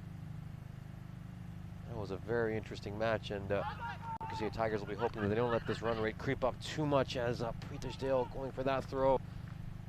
Well, he's appealing. Was he appealing there for a second? Obstructing the field. We did see the Nicosian Tigers sneak in a man cut. Don't often see that. He's gotten off to a reasonable start as Prince Wright. 3 runs given away of those 3 balls he bowled. That's a beautiful ball. He shapes this one back into Mazumdar. Excellent piece of bowling from Prince Wright, beating him all ends up there. I think this is one of the most troubled we've seen Mazumdar all tournament. They're able to move the ball both ways, and that one was right through that gap between bat and pad, and in the end he's lucky that hasn't got either the edge or the stump. So M-Dogs bowling incredibly well. Can they get that wicket? Oh, that was a needless throw. Why on earth did Prince Wright do that? It was such a good over until that stage, and he's just given up a free run for absolutely no reason, but still a brilliant first over in his career for Prince Wright. Excellent start there from him. He's gone for 4 thanks to that needless overthrow. The Nicosian Tigers are off to a rather quiet start. They do need to score at over 9 and over from here. Yeah, we've seen a few rushes of blood from M-Dogs. We saw it with that run out where absolutely needlessly they just ran for it, and then right here. But of course, don't forget that tomorrow is night 10 of 22 cricketing action here in Cyprus as the Sri Lankan Lions. Boy, they've been G'd up and they've been such a great side this tournament. We saw them play excellently against the Mouflons. They'll take on the Nicosia Fighters, who split their first 2 opening games against their arch rival Nicosia Tigers, who are playing right now. Make sure to join us for that action to start your weekend at 9 o'clock. Yes, it's back to this main man, Hitesh Thadani. He's done a good job here for the M-Dogs. He's running back in. Well, he shapes this one back into the batter. Mazumdar gets some bat on it, but there's protection in the deep. They'll be kept down to a single. Good throw there. One of the important things when you're fielding out there in the deep, especially in these shorter formats of the game, when the batters are trying to convert those singles into 2s, is to get rid of the ball right away. That often plants the seed of doubt in the batters, and they'll not take that second. Exactly what transpired on that occasion. Faisal Mia back on strike. The M-Dogs won't mind that too much. They've managed to keep him rather quiet so far.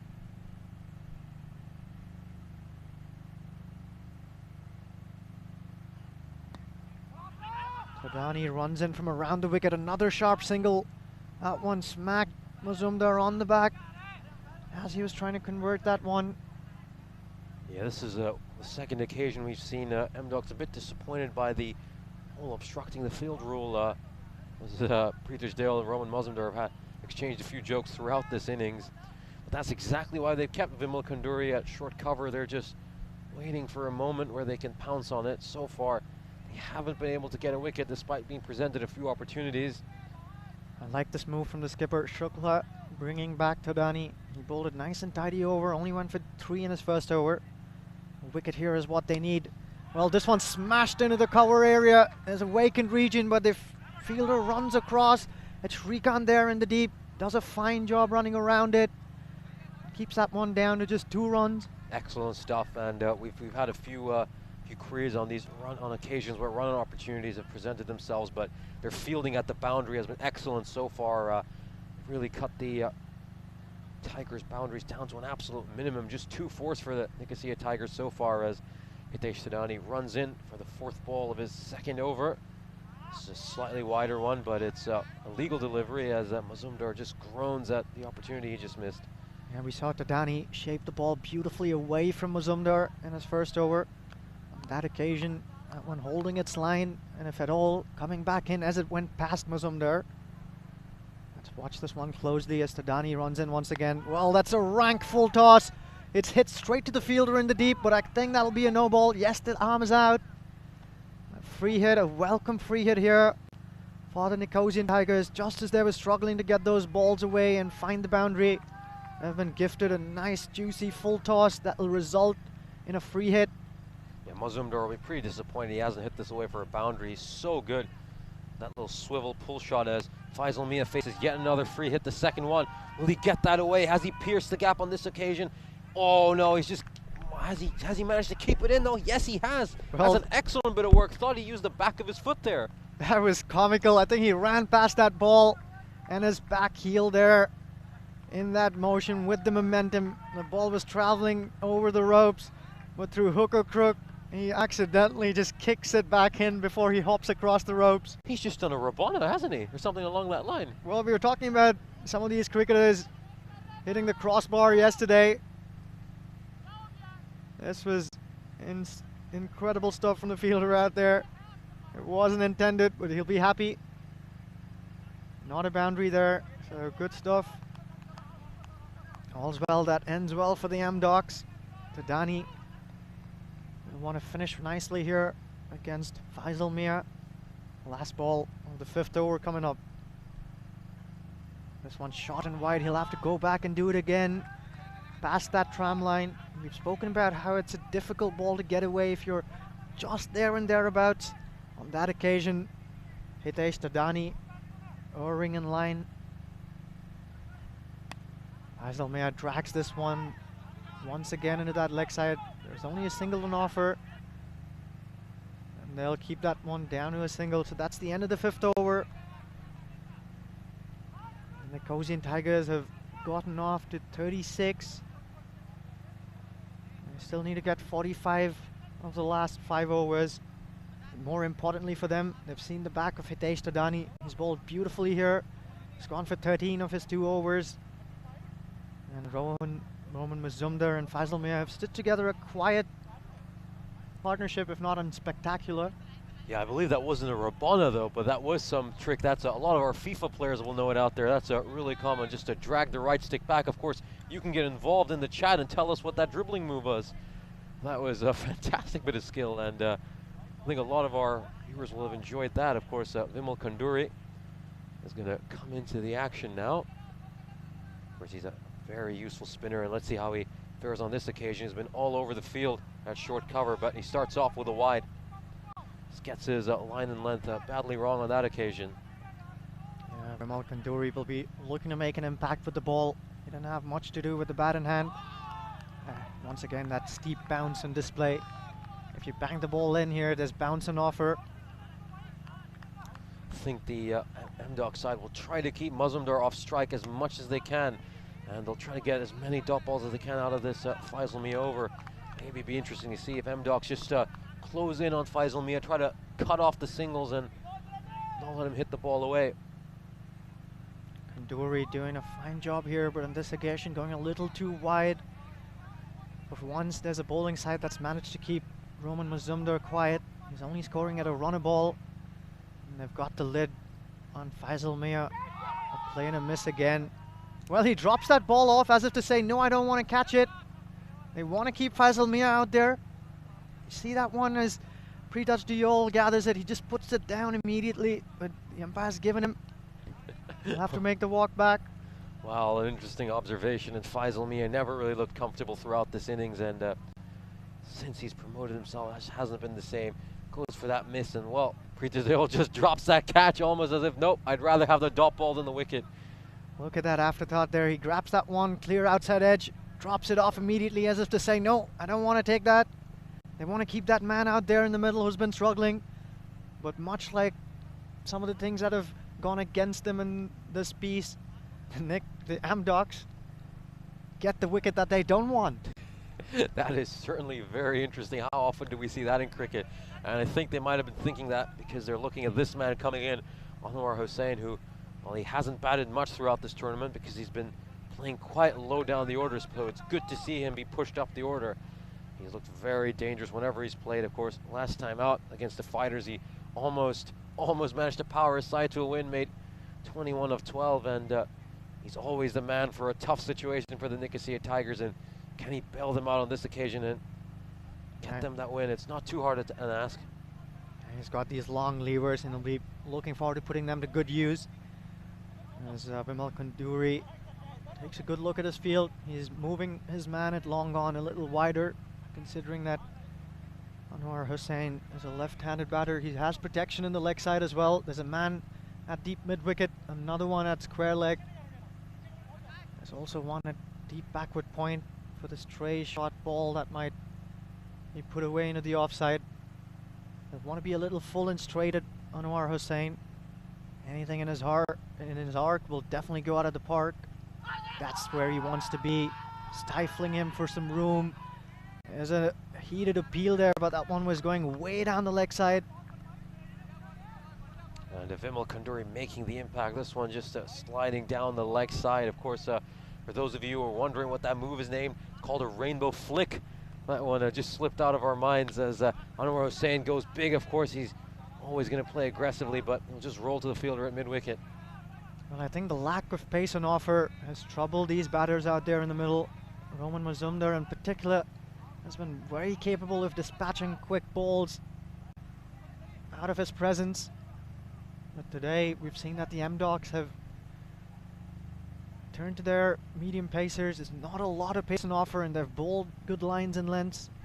Mazumdar times this one beautifully, a run out on offer, but well, he made his ground safely in the end. That overthrow will be another single there for the M-Docs. That's just been given away. When they're defending a short paltry target, they should try and play out of their skins. Yeah, second time we've seen something like that. We saw Prince Rai attempt a very needless throw earlier. Roman Mazumdar, though, that's pretty poor, though. He is blocking Vimal Kanduri, so, well, Kanduri rightly having a word with the umpire there. You can't understand his grievance on this occasion. I think M-Docs have been hard done by on a couple of occasions. Yeah, they certainly will think they have been hard done.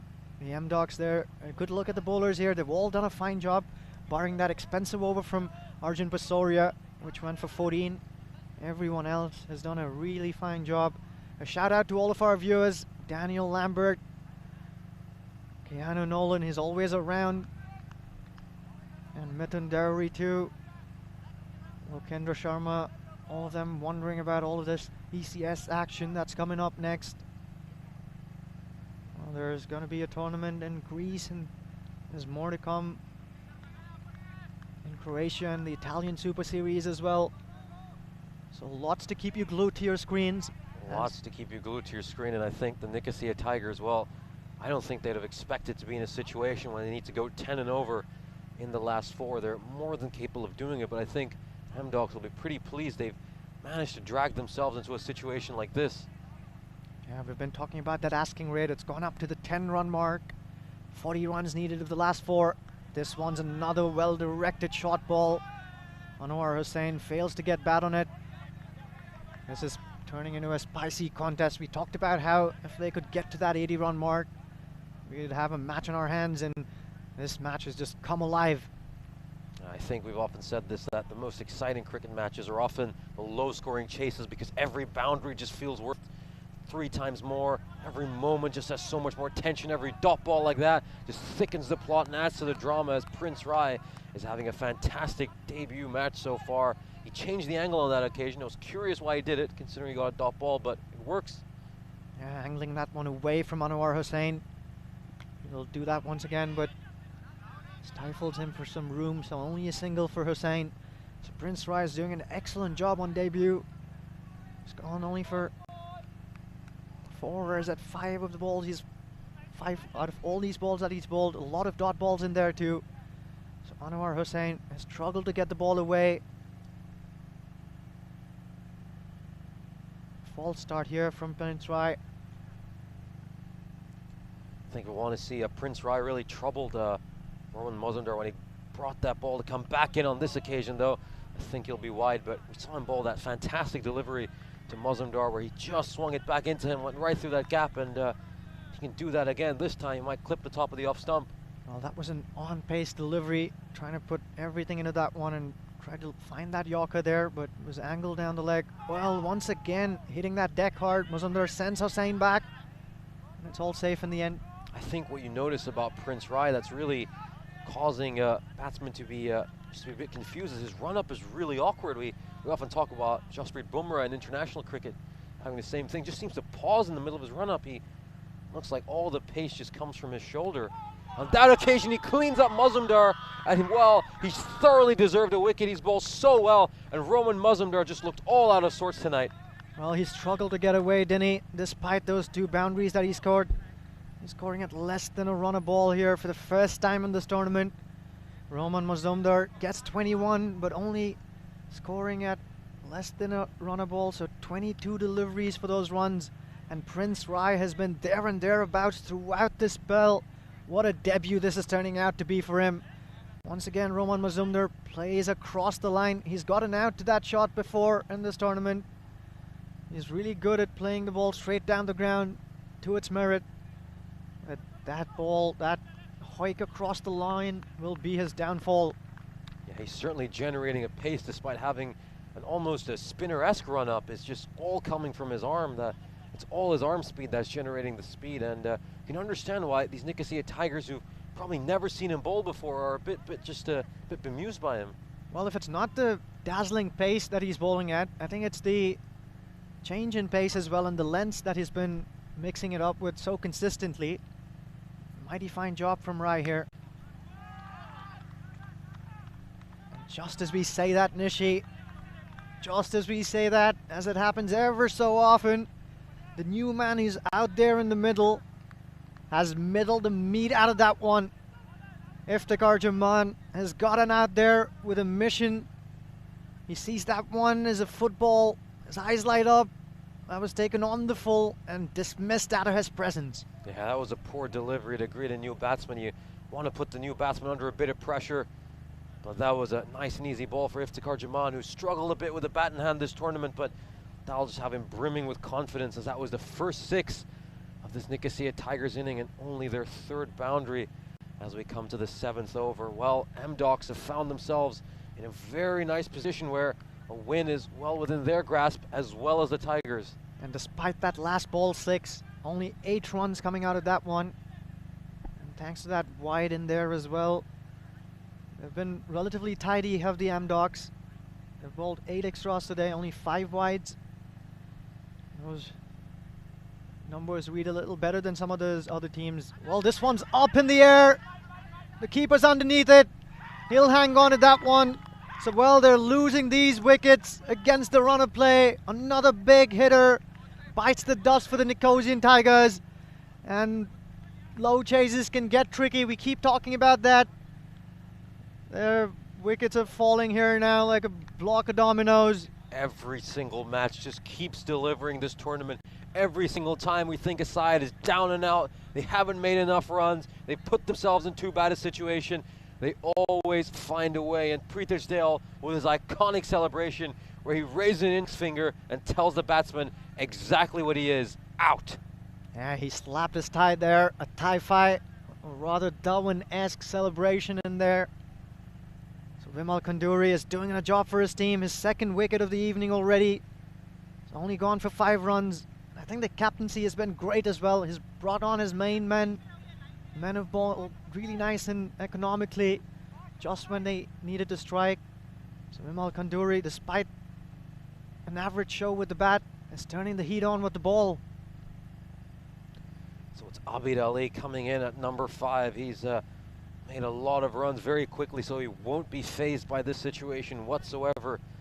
He's more than capable of going at a strike rate of 150 plus.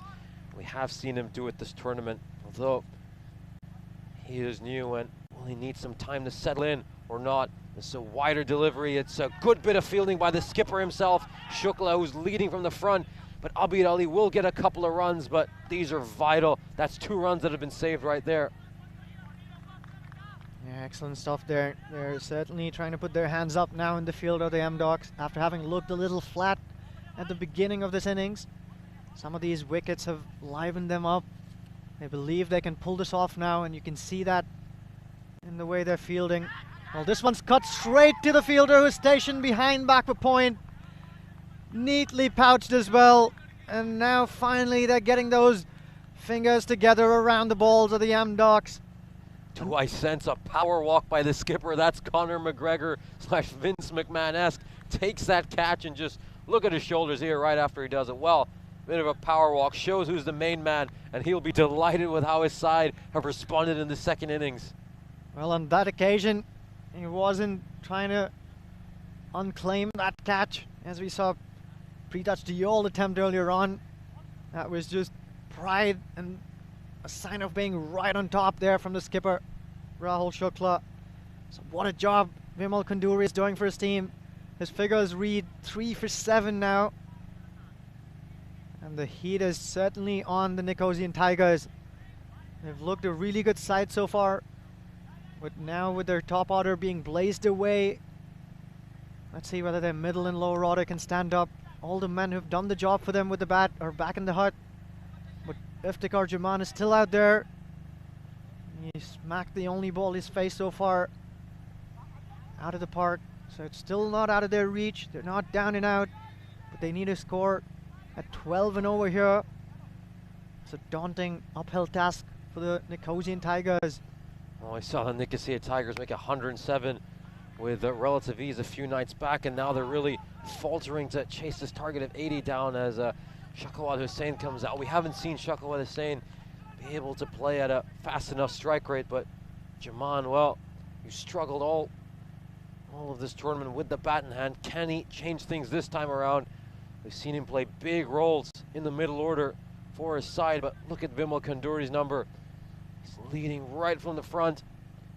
As you'll play this fifth delivery, this one is popped up in the air. Will it go the distance? Oh, he goes for the one-hander and does well to make sure it doesn't go for a boundary. But it'll be a couple of runs for the Nicosia Tigers, but they'll be pretty pleased it hasn't gone the distance. Well, they will. This was a half chance there. He got there, he did the hard part, getting underneath that one, but was probably just wary of that boundary rope. So he figured he'd rather just pull that one back in than pop it out across the boundary rope. So good thinking in the end. Another ball that's gone up in the air. It will be easily, well, no, it won't. Unbelievable stuff there. That was a sitter. He couldn't have hoped for an easier catch to take off his own bowling there, Vimal Kunduri. I said this earlier in the match. He's taken Faisal Mia's catch on a free hit. Will he be able to take it when it matters this time? Well, we saw him take a catch of a free hit. He'll never get an easier catch than that. Well, the keeper there couldn't believe it. His hand went up there to his mouth. Prithaj Dayal in reaction to that drop catch. As we take a look at this fantasy dashboard. Well, the Nicosian Tigers won the toss for the next game, the match 18, and they're going to elect to bowl first. And here's a look at all the fantasy dashboard and the points that are being raked up. No surprise there. Iftikhar Jaman has looked a diamond in the field. 310 points to his name. And closely behind is Anwar Hussain and followed by Roman Mazumdar. So all of these Nicosian Tigers are looking good, but not in this particular game. Match number 17 has turned pear-shaped for them. They need a score at the rate of 13 here. 26 needed of the last two. And they've got to contend with the likes of Saurabh Pungal, who's been brought back into the attack. Yeah, Saurabh Pungal's been brought back, although I'm curious who's going to bowl the final over. Is he going to go back to Pasoria, or is he going to find someone new who's going to get that horrible responsibility of having to bowl that final over? 26 needed off the last two, as Pungal charging into Iftikhar Jaman. This one sliding down leg side, but just the one run, which M-Docs will be pretty pleased with. Well, excellent stuff here from Saurabh Pungal. That's how he started off, bowling his first over, firing one away into the legs. He keeps Iftikhar Jaman quiet. Don't often hear that. Iftikhar Jaman, of course, is an extremely strong batsman. He's built like a bull, and he can hit the big shots. Pungal runs in here. Well, this one's clubbed into the leg side and in the gap. That'll go across the line. Just what they wanted, the Nicosian Tigers. A welcome boundary. 21 to get of the last 10 balls here. Yeah, we might see just that little bit of juice starting to play a factor. It's just past 8:30 at night. That one's slipping out of Pungal's hand, and Shakawat is saying, well, he won't get an easier ball than that. All he has to do is just clip that to square leg, and there's no fielder anywhere near that. And well, after a good first ball to start off, Pungal under a little bit of pressure. Well, don't ask me for my mood right now. Just take one good look at my fingers. Barely any nails on them.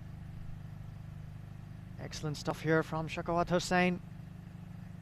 Well, that's the ball that Pungal has troubled most of the batters here with. That one that's angling into the right-handed batters and shapes away ever so lately.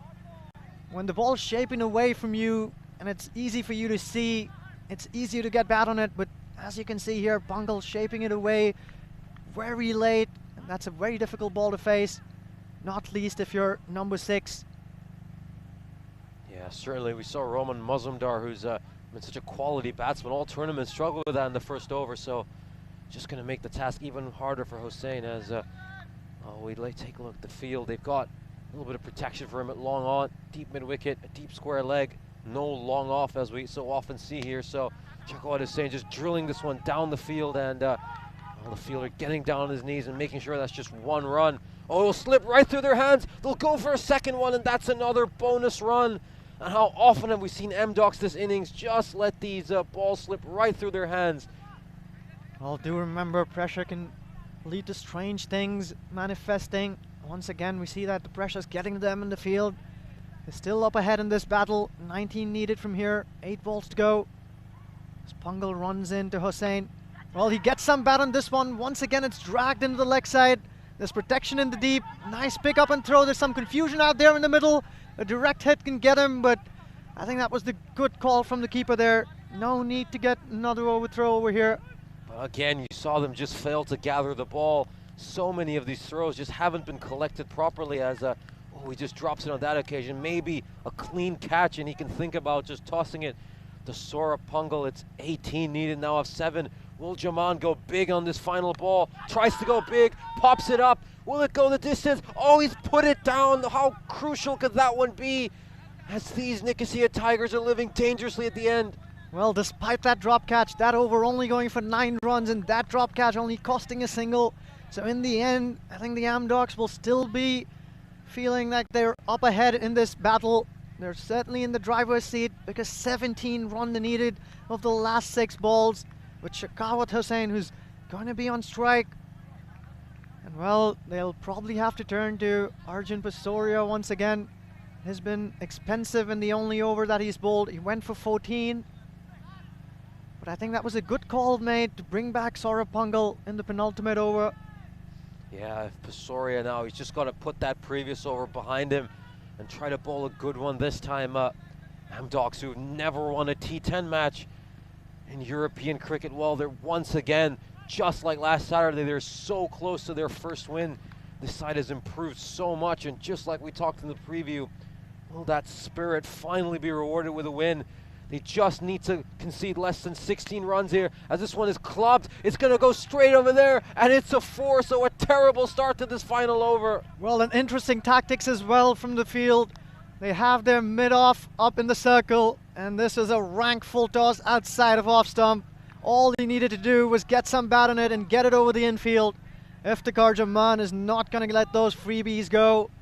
So the keeper runs all the way down to the bowler, has a word with him. Now that fielder is back on the boundary. No, he's being brought back up.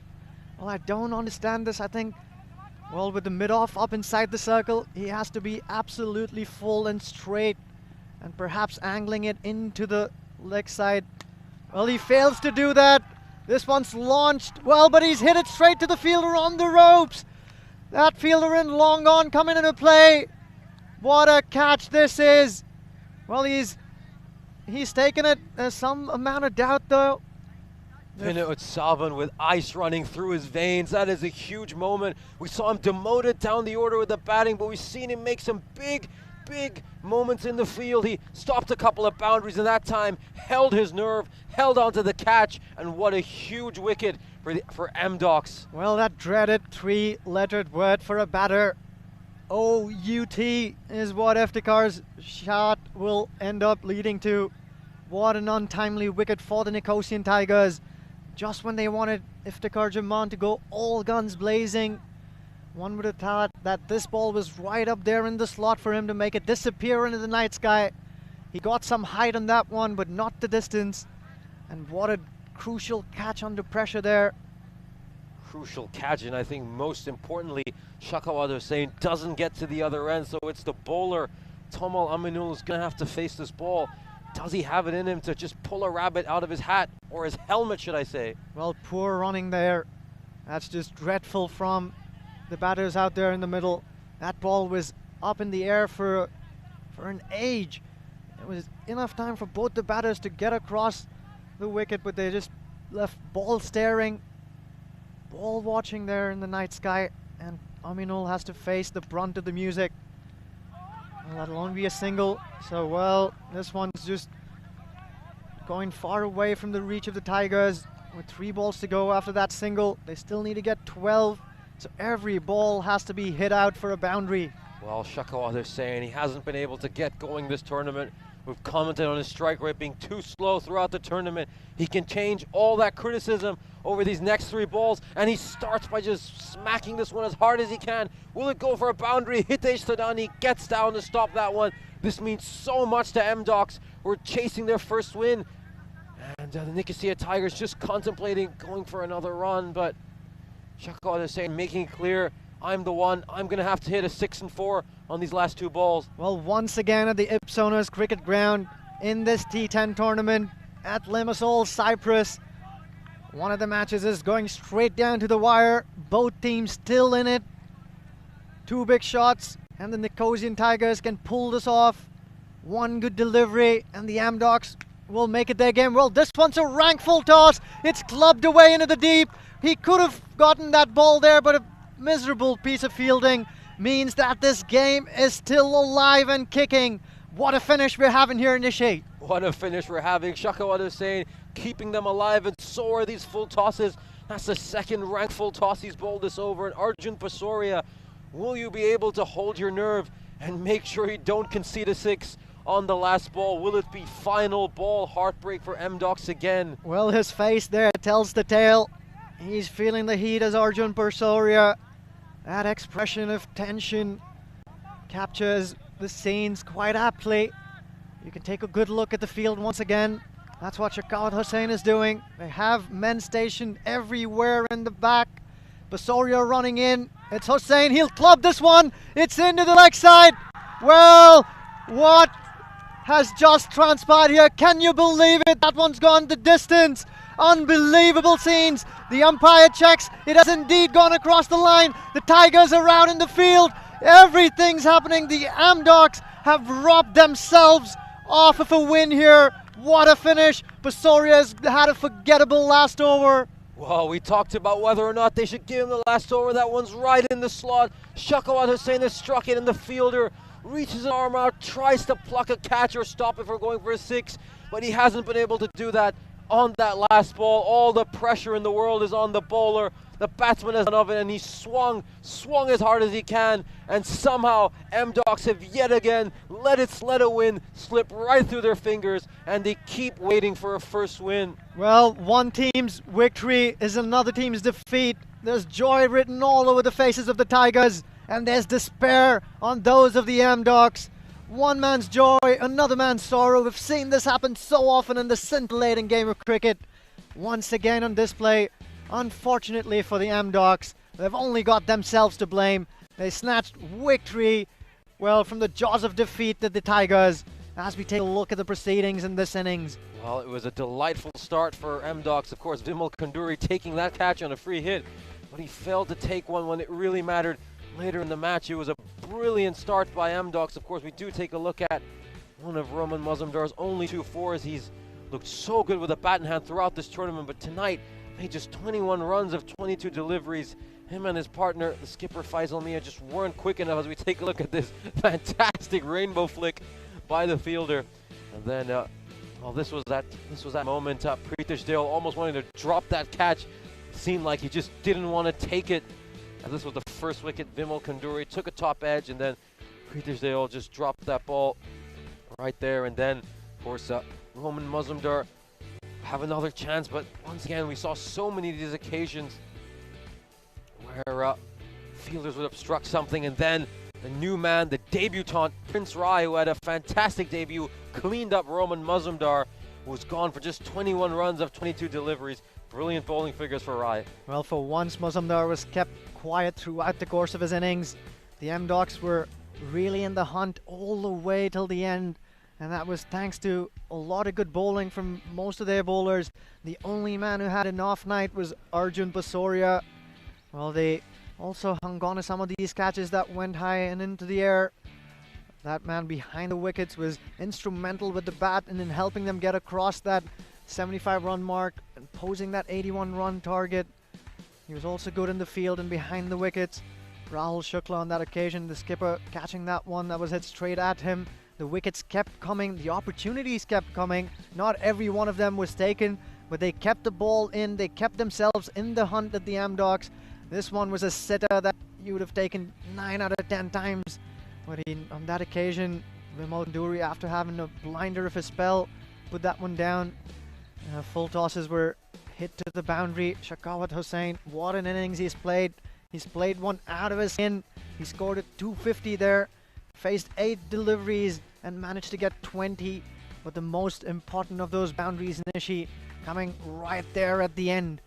Right there at the end, as we take a look at this dramatic final over, they needed 17 to win off it, and they managed to get it. Basoria, who had an absolutely miserable night, a night he'll try to forget as soon as he can. He was aided by his fielder there. That was an absolute blinder of a catch by Vinod Savan, and then the Tigers needed 10 off 2 from the last ball. They hit the second last ball for 4. A bit of a misfield by Prince Rai, and then 6 needed to win. He struck a 6 right over square leg, his favorite part of the boundary, and the Nicosia Tigers, well, they were leaping and running all over the place as they pulled off one of the greatest wins we've ever seen. Well, sometimes in a sport like this, it's not about being fearless in the face of defeat.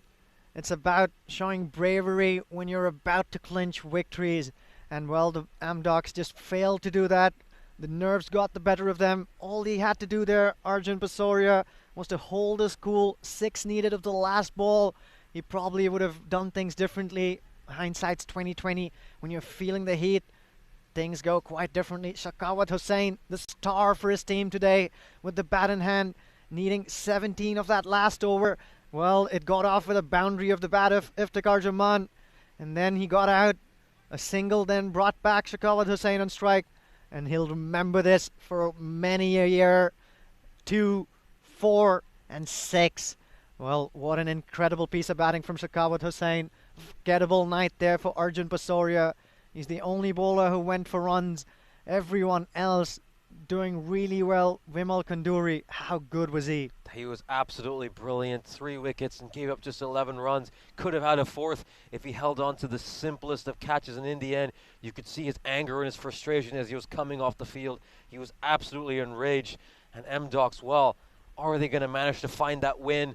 They keep coming back. They keep coming back game after game after game after struggling to get that first win, and you just wonder what it's going to do to their spirit. Oh yeah, and a shout out to all of our viewers who've been hanging around enjoying these close contests. Ozal Mia, Daniel Lambert, they're all enjoying all of these games that are going straight down to the wire. How often have you seen this? Well, every single game in this tournament has been delivering.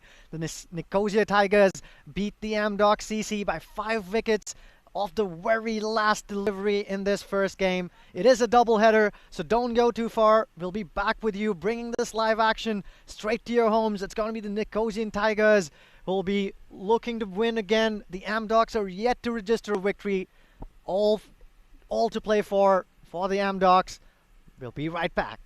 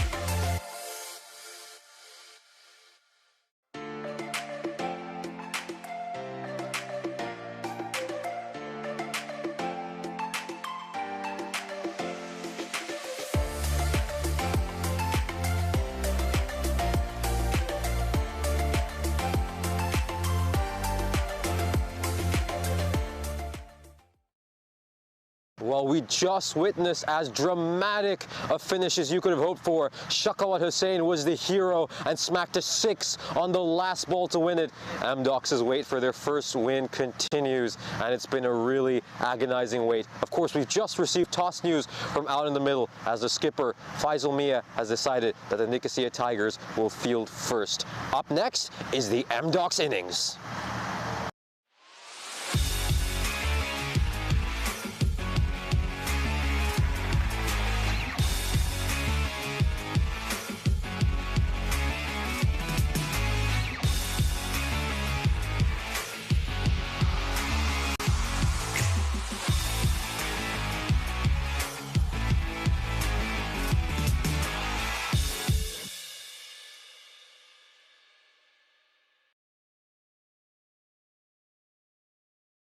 Hello and good evening, everyone. We've had one hell of a game once again. All of these games are going straight down to the wire. Well, the Nicosian Tigers, they pulled that one off of the very last delivery. Not a lot of us would have given that one to them going into that last over. 17 runs needed of the last 6. They needed to get 12 of the last 3.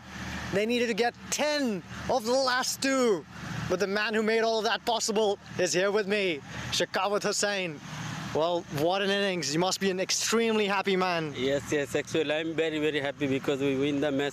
This is very good for us, and also it's very important for this match go to semi-final. But this is that's why we take very crucial games.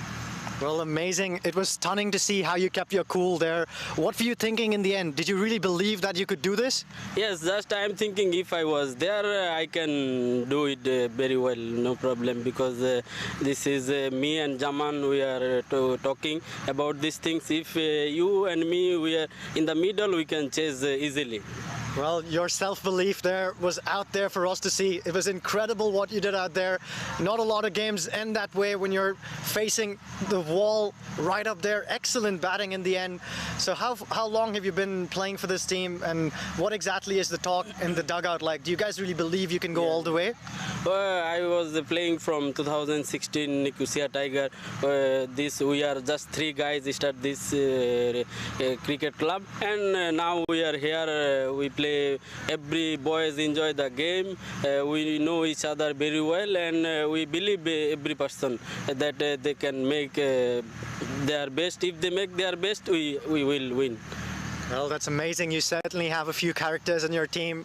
Well, I wish you all the best. You're looking great there in the middle. You got off to a slow start, but what a blinder you played towards the end.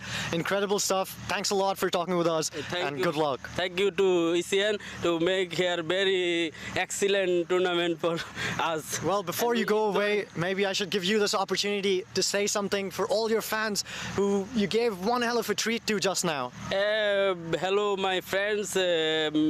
Hi, everyone. We are here to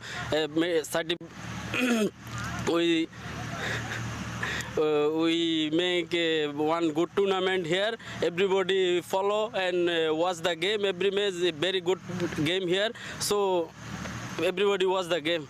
Well, he's a lovely man, Shakawat Hussain there, gathering his thoughts after playing that heck of a game. What an innings that was. We won't get to see that often. Well, the one place where you can tune into and make sure that you're going to keep watching Nail Biters is this action that we're bringing you straight from Limassol and Cyprus. Don't go away. Excellent interview there, Ujjwal, with the match winner and the MVP, Shakawat Hussain. Welcome back to the second game of tonight's doubleheader. That's a brilliant drone shot brought to you by Daniel Milkovic's crew. You got some excellent work. People are bringing you all these lovely pictures from Cyprus. We've got Ivan Puljak and Mate Volerovic, a wonderful crew. These guys have been exceptional throughout the tournament. Well, how will these Nicosia Tigers react to that insane win? You can't have a more dramatic win than that. Hitting a 6 on the last ball to win a match. And how will Amdocs recover after yet again coming short and failing to register their first ever T10 win? It's been such a long wait for them, and they keep falling just short. as Vimal Kunduri goes to the non-striker's end. He won't be joined by Hritaj Deol on this occasion.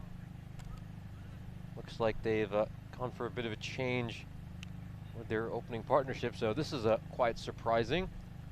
Would have expected to see Deol at this stage. Welcome back, Ujwal. How are you doing? Thanks, Nishi. Well, that first game there turned into one heck of a nail biter. Not left with too many here on my hands. But, well, there was a lot of animated talk back there at the end of that game within the M-Docs camp. The man who's joined Vimal Kunduri out there in the middle is Pankaj Parvesh. And the man who's been handed the new ball here for the Nicosia Tigers after having clawed their way to victory is Anwar Hussain. He did a fine job with the ball in hand in the last one. The M-Docs, on the other hand, will be looking to make a better fist out of this power play. They only got 22 runs in the last game, and this time around they'll be looking to get many more. What a thriller that last one was. These games are certainly living up to that expectations that we tend to have of these short format games. Yeah, certainly, and a couple of changes for M-Docs, one of them being Pankaj Parvesh coming in to open the order. Of course, last time we saw him bat, it was in that brilliant performance against the M-Docs where, beg your pardon, against Cyprus Muflons. He didn't bat against his own side, where he made 43 runs of 26 deliveries, and he gets ready to face Anwar Hussain in the first over. So an interesting opening bowling choice for the Nicosia Tigers, going for Hussain right from the get-go. And already an attacking stroke that finds a bit of bat on it. We saw that the openers in the previous piece didn't really middle the ball so much, but it's an interesting choice. Hritaj Deol was instrumental in bringing the M-Docs to that target they posted. He isn't out there in the middle, probably saving his guns for later. Yeah, you'd expect to see him at least number 3 from the M-Docs point of view. You wouldn't want him to bowl too low down the order, as Vimal Kunduri strikes this one just in front of square. He's so strong through that region. Well, the signature that they stamped on this game in the previous one was their running between the wickets. It was fast and furious. At one point in time, it also became a little headless. I'll be trying to err on the side of caution on this one. They wouldn't want to get any run-outs going within their team. As Anwar Hussain runs in the ball, his third one to Parvesh. Well, he's middled this one. That's going to go all the way, one bounce and into the bleachers. It's a great start here for M-Docs, and the man they've brought in at the top of the order is having an immediate impact. Picking up right from where he left off against the Muflons. This is a big hit. We saw him strike loads of big blows in that 43 of 26. And if he can pick up from that innings, then, well, Nicosia Tigers will be in serious trouble. And he seems to be strong on the leg side. That one was in his arc. He gave it his all. Once again, with an offer, driven through the offside. Was Kemper across for a single. So there's some frenzy out there in the middle already in this game. 4 balls old and 7 runs on the board for M-Docs. Of course, although the M-Docs have a couple of changes, we mentioned one of them to you, Pankaj Parvesh. The other one is Girdhar Singh, a man who we haven't seen much. Nicosia Tiger side is unchanged from their win. And this is a wider delivery, which Kunduri fails to get a hold of. That's normally right within his arc. He loves to strike those balls square of the wicket, but fails to connect on that occasion. Well, we spoke about how every setback in this game can be a setup for a comeback. We've gotten our setup here. Can the M-Docs make that comeback? Well, this one stroked through the offside. If they want to register their first win in this tournament, they'll have to pile on these runs, try and post an imposing target for this Nicosian Tigers team that's going to be high on confidence. They've managed to find a way to win despite their backs being up against the wall. And it's those sort of wins that can really pump a lot of confidence into your team and drive that belief that they can win from anywhere. And of course that win was really important because it put the Nicosia Tigers back on top of the table. They're back in first place and they intend to stay there. It's going to be a very big match for them. They'll want to make it 2-2 tonight and put behind that difficult night they had against the Fighters. Well, it's that man who had an excellent game previously with the ball in hand, Toma Laminol. There's a loud appeal there, but I don't think it got anything on its way to the keeper. Once again, we see Abada trying to pull that one, drag it into the leg side. He'll be better off playing it with the movement.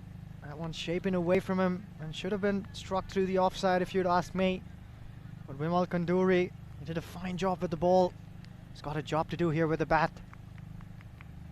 Yeah, he was sensational in the last match, wasn't he? As you just said, 1 for 6 in his 2 overs. Those are astounding numbers, and of course, he was part of that highly controversial Muncut, as that's a rather optimistic appeal, as I think it's probably going to be signaled wide unless the umpire deems there was something on it. Yeah, Vimal Kanduri, of course, picking up those 3 important wickets, going away only for 11 runs in that last game. Match-winning figures potentially in most games, but not to be. His partner there, Arjun Pasaria, going for a few at the end. I think there was a bit of bat on that one. The umpire hasn't even signaled a leg by on that occasion, so looks like Vimal Kanduri got a bit of inside edge as Pankaj Parvez lines this one up, and he'll strike it to mid-wicket where Roman Mazumdar is there to collect it. He leaned onto his back leg there, that Parvez. That one didn't have a lot of room on offer, but he managed to tuck that one into the leg side for a single. The scoreboard's definitely ticking. Yeah, you see a lot of batsmen look to just lean back on that back foot to get a nice launch angle. That's something you see in a lot of bat sports. See it often in baseball as well, where a lot of hitters will try to get that high launch angle to hit home runs, as this is well struck by Vimal Kanduri. So a lot of bat sports exchanging information with each other and helping improve each other's games. And the umpire there, Arsalan Arshalov, it's his birthday today, and he's just caught the bowler overstepping, so that will be a no ball. And a gift on offer for the left-handed Parvez, who's on strike. Can this free hit be an expensive and costly one for the bowler? Aminul has been extremely tidy so far today. Had an excellent spell in that previous game, and also affected that Muncut, something that he'll be remembered for a while. Parvez on strike, and well, he plays and misses this one, so an excellent riposte from Aminul. Yeah, I think he's another batsman who bowling wider to him might be his weakness. Likes to hit it down the leg side, so I think if you bowl straight at him, that's exactly where he wants it. A big hello to everyone who's joining our live action on the live streams. Gordon Tansey has missed one heck of a game. You should tune in and check that one out, Gordon. It was one hell of a nail biter there towards the finish. As we see Aminul charging in once again. Well, that one's gone way over his waist. That will be called a no ball, and to make matters worse, that's going to go across the boundary as well. So, well, there are some presents being laid out here for the Amdocs to eat into. Yeah, an absolute gift here by Toma Laminol. Take a look at this one. It's just the keeper misses it for some reason. I don't know what the keeper was anticipating on that occasion. Would have been a pretty easy collection for him, but fails to get it on that occasion, and a nice chance for Amdocs to tee off over here, as this time Parvez doesn't get hold of it. They'll only get 1 run. That's that man, Shaqat Hussain, who was a hero in the last game for the Tigers, cleaning up there at shot fine leg. So excellent stuff here from the Amdocs, taking that momentum they had in that bowling innings, the momentum they lost just about in that last delivery, but finding it again over here. So for now, they're scoring at over 10 and over. They'll be looking to do that throughout this innings. Aminul bowling that full length again. Not a lot of shape on that one, but nicely driven straight down the ground for a single. Yeah, that's a very solid start for Amdocs. You take a look at that. 18 runs on the first 2 overs, very steady. But not the worst start either from the Tigers' point of view. This is T10 cricket after all, so 9 to 10 is what you generally expect. Yeah, they've only gotten 19 off the first 2, so they'll be looking to get a little more. They'll be looking to get at least to that 30-run mark by the end of that power play. They'll be hoping that they can get to 100. That'll be an imposing and daunting total to chase underneath these lights. And remember that dew can become a factor as well. There's not a lot of wind today. As we see Anwar Hussain being brought back into the attack. Well, this is a piece of missed fielding there. That one went straight through him. Problems here for the Nicosia Tigers. Yeah, Mazumdar just losing his footing on that occasion. He almost slid at that ball. How often do we talk about how powerful Kunduri is square of the wicket, showing his strength. If you bowl wide to him, you will get punished. Well, and you see at the non-striker's end, it's Parvesh who's lining up to slam the ball, shadow practicing that one. They're out there with a mission in front of them. Anwar Hussain bowls this one a little closer to him. Not enough room for that shot. Kunduri trying to drag that one into the leg side. And an inside edge will go straight back to the bowler. So an important dot ball here for Anwar Hussain. Despite that boundary, he's come back nicely with that delivery. Once again, finding that right line and length. Can only push that one into the offside for a single, can Kunduri. A few technical issues here. And Nishi will be right back.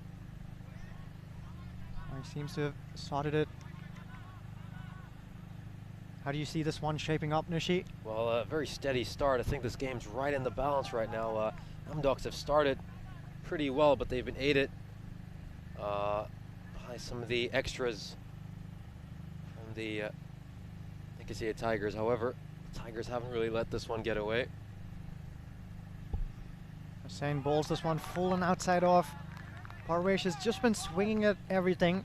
You should watch the ball a little closely here. It's a new cherry and it can fly off the bat if he can try and time those well. Pankaj Parvesh, of course, did not feature in that last one, and this will be a wide here. Anwar Hussain trying to find that Yorker outside of off stump, overcompensating. That one would move the score to 25 for the Amdocs, so just 5 more away from that 30-run mark that they'll be hoping to get in this power play. That one's clubbed off the middle. It's going to sail into the night sky. Incredible hit there. That's exactly why he's been sent out there at the top of the order. And that's the first mighty 6 of the second game. Massive 6. It almost climbs over those floodlights. It was that big. Anwar was saying we don't often see him bowling this early. And we probably guess why, because he's just not able to have the impact in the early overs as he often does in the late overs. That is right in the slot for Pankaj Parvesh. You can't go over there to a man who just loves hitting it to cow corner. This one will slip right through, and it's more runs for Amdocs. Well, when it rains, it pours, and it's pouring runs down here for the Amdocs. He just hit him for a mighty 6 over cow corner. On this occasion, Anwar Hussain finding that line, but the length was too full, and an outside edge, a streakish little outside edge, will bring him 4 more runs, and Pankaj Parvesh moves on to 18 of those 10 balls. And the Amdocs, well, they've made a decent start here, a more than decent start. Yeah, this is a fantastic start for Amdocs. We were just talking about how this game might still have been in the balance at the end of the second over, but this is exactly the power play Amdocs would have wanted, and in complete contrast to the last match. We were wondering whether there'd be any hangover, any after effects from that difficult win, but these two openers made it clear there's none. We're coming out firing. Well, 16 runs of that last over as Aminul runs in again, and once again, oh, eat your hat out. He tries to monk at him and apologizes to his fielders. Well, they're probably withdrawing that appeal. Are they? No! Well, it's all happening out here. Has he given him another batter? Once again, it's Vimal Kunduri. Well, tragic scenes unfolding here. That's the big wicket. That's the wicket of Pankaj Parvesh, who was just going off. That is massive in the context of this game. We saw it on the last occasion. The Munkad was done to a batsman who was struggling a little bit. We saw Akash Verma not get off to the best start, but this time it's the star batsman. It's Pankaj Parvesh who's been munkaded, and this could have a massive, massive impact on the outcome of this match. Well, this is unbelievable stuff. The Amdocs aren't learning their lessons. This man, Tormol Aminul, has a nasty, mean ball that can swing and swerve away from the right-handed batters. But the ball that's been more dangerous this evening is the one he doesn't bowl at all. It's the one he hangs on to.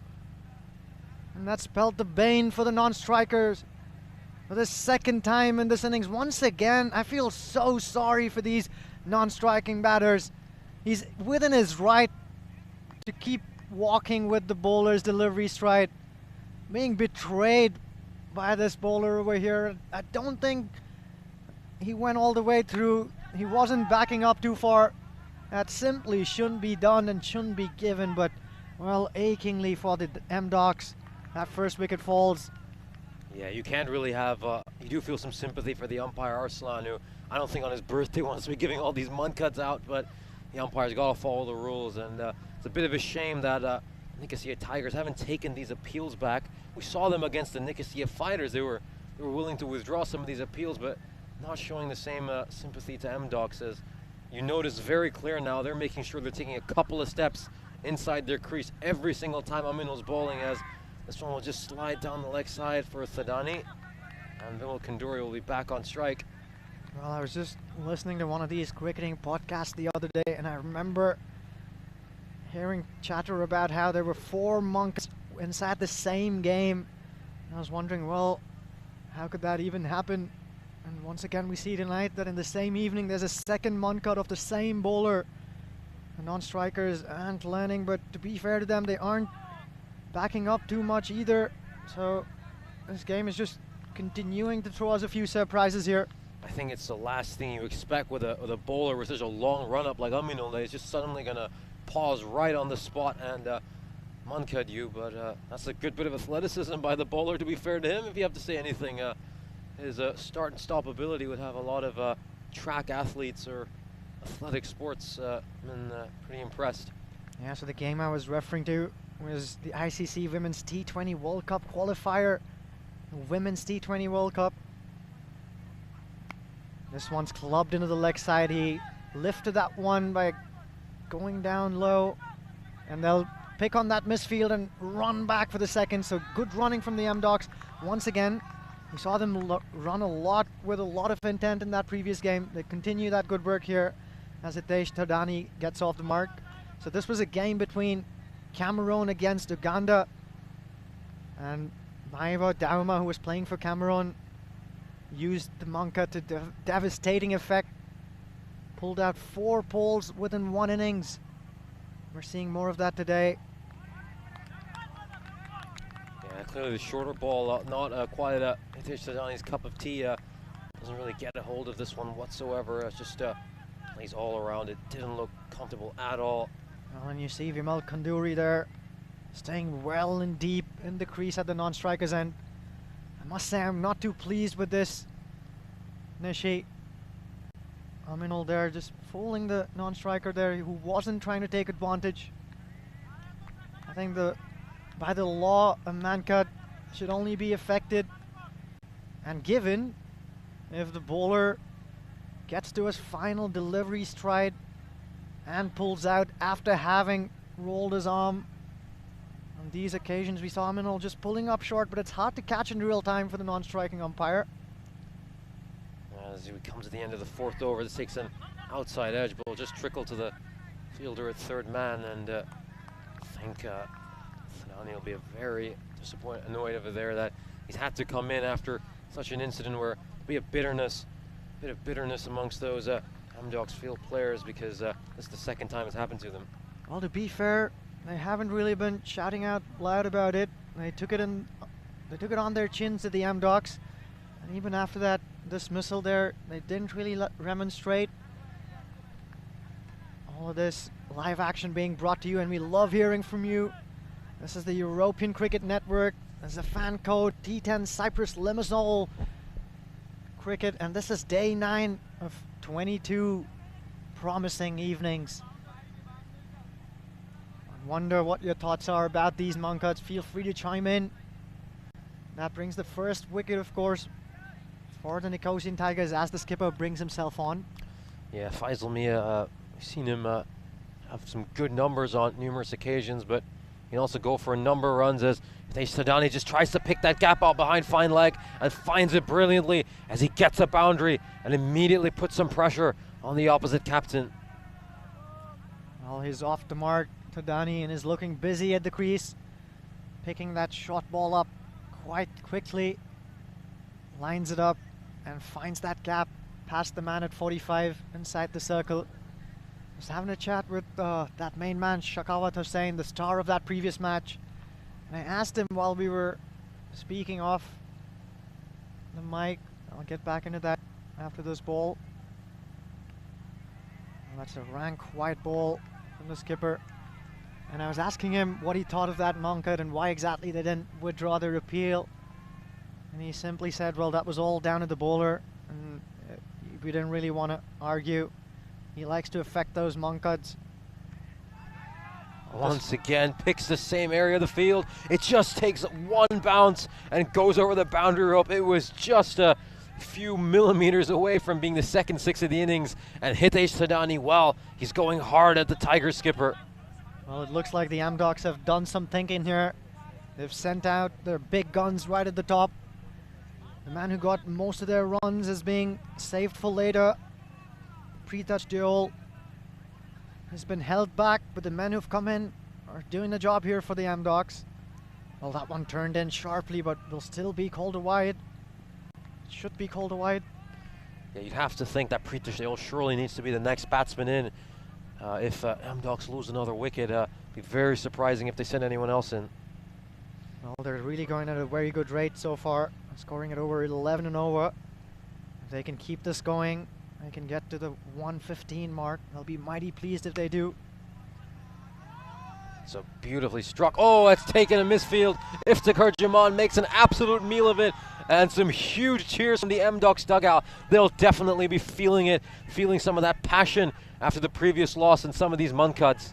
Well, yes, we spoke about comebacks. We spoke about teams getting together in the face of defeat and despair. These Amdocs team are one spirited side. They seem to be dishing out some of their own medicine back to the Tigers. Well, this one's in the air. It's a great catch there. He was running in from way behind was Tomal Aminul. Once again, he features in both the wickets that the Amdocs have lost. And once again, one of them was thanks to his own doing at the non-strikers end. How important will this breakthrough be? This is going to be a huge breakthrough, a massive wicket of Vimal Kunduri, who's such a quality batsman. We've seen how, beg your pardon, looks like it's, well, it seems like Vimal Kunduri has gone off the field, so it is Vimal Kunduri who is out. But, well, we'll just clear up any confusion for you with the remaining overs, but we do believe Vimal Kunduri is the one who is out. But of course, once again, it's that man, it's that player again, Tomal Aminul. He's been the Amdocs tormentor. He's been constantly there. He's given them a really difficult night. And don't forget, he was Shekhawat Hossain's partner at the end of that last innings as well. Well, the man who did a fantastic job for the Amdocs in the last game is out in the middle now. It's Prithaj Deol has made his way out to the middle, and he had a word with the umpires there. I wonder whether it had something to do with what transpired a few overs ago when Tomal Aminul was bowling and he ran Pankaj Parvesh out by virtue of I almost said Pankaj there, by virtue of a Moncard. Pankaj Parvesh, of course, was going great guns. He was scoring at 180. This one's a short ball that's not cleanly middled. It's just dragged down straight to the ground. Oh, they've made a mess of that one. He'll run back for a second. Yeah, and it's Jaman again who's having a torrid time in the field. He just ran all around that one, and well, Amdocs, they were just gently walking for a single, and all of a sudden, Jaman made a complete meal of it, and they just managed to sprint to get a second run. Good cricket here from the Amdocs. They're going at over 12 and over now. So despite those two wickets, the runs continue to flow. Oh, he waited for the nicely did Prithaj Deol after having been deceived for a while there. Excellent change in pace from the skipper Faisal Mia. And in the end, he just picked that one up and defended defended it. More discussion out there in the middle, Nishi. Yeah, nice bit of deception. I think there's a number of things that MDocs are annoyed about, but they almost feel like a side who've had a fair bit of injustice. They've not always been on the right end of things. Of course, that previous Faisal Mia over, despite the wicket, went for tons of runs, 17 off it. So they clearly took a liking for Mia and targeted him. Well, the man who hit some of these strokes and got those boundaries is still out there. Hitesh Thadani hitting 3-4s already in this piece, and at the halfway stage the MDocs have ramped up 59 runs for the loss of 2 wickets, and 2 good batters out there in the middle in the shape of Hitesh Thadani and Prithaj Deol. So they'll be looking to get past that 100 runs mark. Can they do it? Not if they play and miss a lot here. It's been decent stuff from Roman Mazumdar with the ball as well in the previous game. Yeah, Roman Mazumdar, we haven't seen him with ball in hand much, but he's made an impact tonight. He's been very good with it, and now let's see how Thadani plays him. This one's just bottom edge. Thadani not quite able to get on top of that one, but he'll scamper to the other end for a single. Yeah, that one's kitted onto him. He was a little late in getting on top of that ball. So only a single. Will the big shots arrive off the blade of Deol, or will he take this one deep as he did in the previous innings? They haven't lost too many wickets, the MDocs, so maybe he might consider going hard at the onset. He cuts this one nicely and well fielded inside the circle, and that'll only be a single.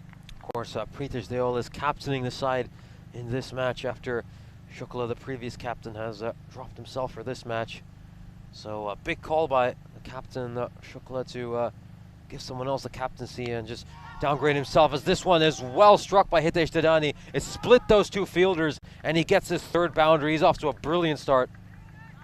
16 runs of 9 deliveries, just what his side would have hoped for. And how often have we seen him step up in these adverse situations and really make it count? As we take a look at this delivery, well, that one didn't turn whatsoever. It was right in the slot for him, and all he had to do was smack it as hard as he can. Well, Thadani is looking really good here early on in this piece. Still a long way to go in this innings. We've seen game C and Saw swing one way and then another. The pendulums have been flying out here in the Cyprus cricket ground. 2 more balls to go here. Another short ball. He's got on top of that one, rolls his wrists over it, keeps it down. Shaqawat Hussain runs around, and that'll be a single. Thadani is off to 17 now of the 10 balls that he's faced. It's been a quieter over so far in response by Roman Mazumdar, but still 1 ball to go. In the end, a 7-run over. So Mazumdar proving today that he's just as handy with the ball in hand as he is with the bat. And looks like the skipper, well, he's not been discouraged by his expensive 17-run over, and he's going to come right back. Well, Curious called that one. I must say, Mazumdar has been extremely clever with the ball in hand. He shapes up as if he's going to turn the ball back into the right-handed batters. But surprisingly enough, much to all of their dismay, he's capable of extracting some sharp bounds, and the ball keeps shaping away after pitching.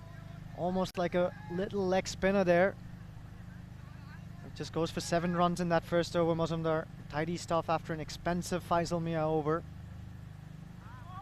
Oh, will that be called a wide? He walked right across the stumps. The umpire, Richard, will give that a thought, and he'll stretch his arms out. So a couple of wides there for the MDocs. You better be careful, though, because he's walking so far across. One of those might just clip the top of his leg stump. So Thadani should think twice about that, although it's not like batsmen show much carefulness or caution in this format anyway. Now, and do watch out for that quicker one that Faisal Mia fires in every now and again.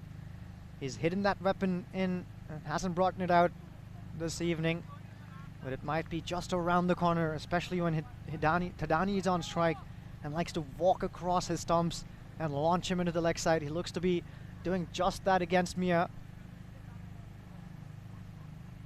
A few extras here already from Mia's end.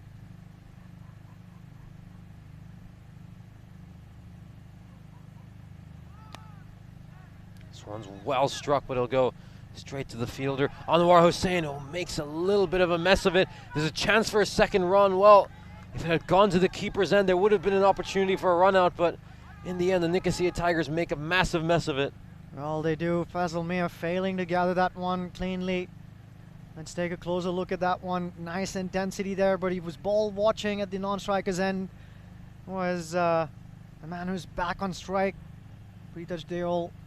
We were commenting so much on how well, this is a big shot as, well, that was a slower one, and just for a second we thought he'd have a big swing at it. This one goes straight to Faisal Mia as well, who puts the ball down again. Well, the pressure's getting to these Tigers in the field. They're running hard, these M-Docs. Excellent intent once again from Tadani. That was a close call. Would have been extremely close had Faisal Mia gathered that one cleanly. He fails to do that. So the score keeps sticking for the M-Docs. Well, they're waiting for the ball nicely. They've figured it out. Have the M-Docs. Well, another close, tight run. Will that be the end of him? Yes, that finger goes up. Once again, the M-Docs run too hard, too frequently. Prithaj Deol there diving desperately at the end and being caught ever so slightly short of his ground. Well, just in the last match, we were praising how much M-Docs took the initiative with their running. I think at times Prithaj Deol was a little too casual early. We saw him just jogging up to the crease at the other end, but on this occasion, I think they were a little too greedy. Don't know if there was a second run on here. This is well fielded. It goes to Tomal Aminul, who once again, he's been terrorizing M-Docs, and goodness me, he could have grounded his bat earlier, and he might have made it in if he'd done that. Oh, Sunil Gavaskar is gonna hate this one. He keeps remonstrating about how important it is to drag your bat in. And I think you're right there, Nishi. If he was grounding his bat and dragging it in, he may have just made his ground. But he's not there. He's back in the hut now as Prithaj Deol. And is that wicket going to swing the momentum back in favor of the Nicosian Tigers? The M-Docs are going great guns at the moment. 74 on the board for the loss of 3 wickets. 3 more to go in this 7th over. Interesting, they sent Akash Verma at a pretty difficult innings last time rather than Saurabh Pungal, but Akash Verma gets off strike on the first ball. I was saying earlier that the M-Doc batters have figured out that Faisal Mia just tosses those balls up there without a lot of pace on them. So they're waiting for it quite nicely. I wonder whether Faisal Mia is going to slip in a quicker one here, trying to bowl Tadani by pace. Well, he tries to do that. I think this was probably a top spinner that was meant to go straight on. Losing his line there. The trajectory was right, but failing to get that straight. Run in for his 5th delivery. Hitesh Tadani goes big. Has he gone the distance? No, it hasn't. It's gone straight to the fielder. And Faisal Mia, well, they so often target him, and because of that, he keeps picking up wickets. Well, he charges towards his fielder, Anwar Hussain, to congratulate him. Anwar Hussain, calm as a cucumber underneath that one. This one was launched. He didn't get enough on it. Caught right in front of those boundary ropes. Went on his knees. The reverse cups came out and the ball stayed in. So another important wicket goes a-begging for the M-Docs. The man who injected some momentum into this innings after that man cut of Pankaj Parvesh.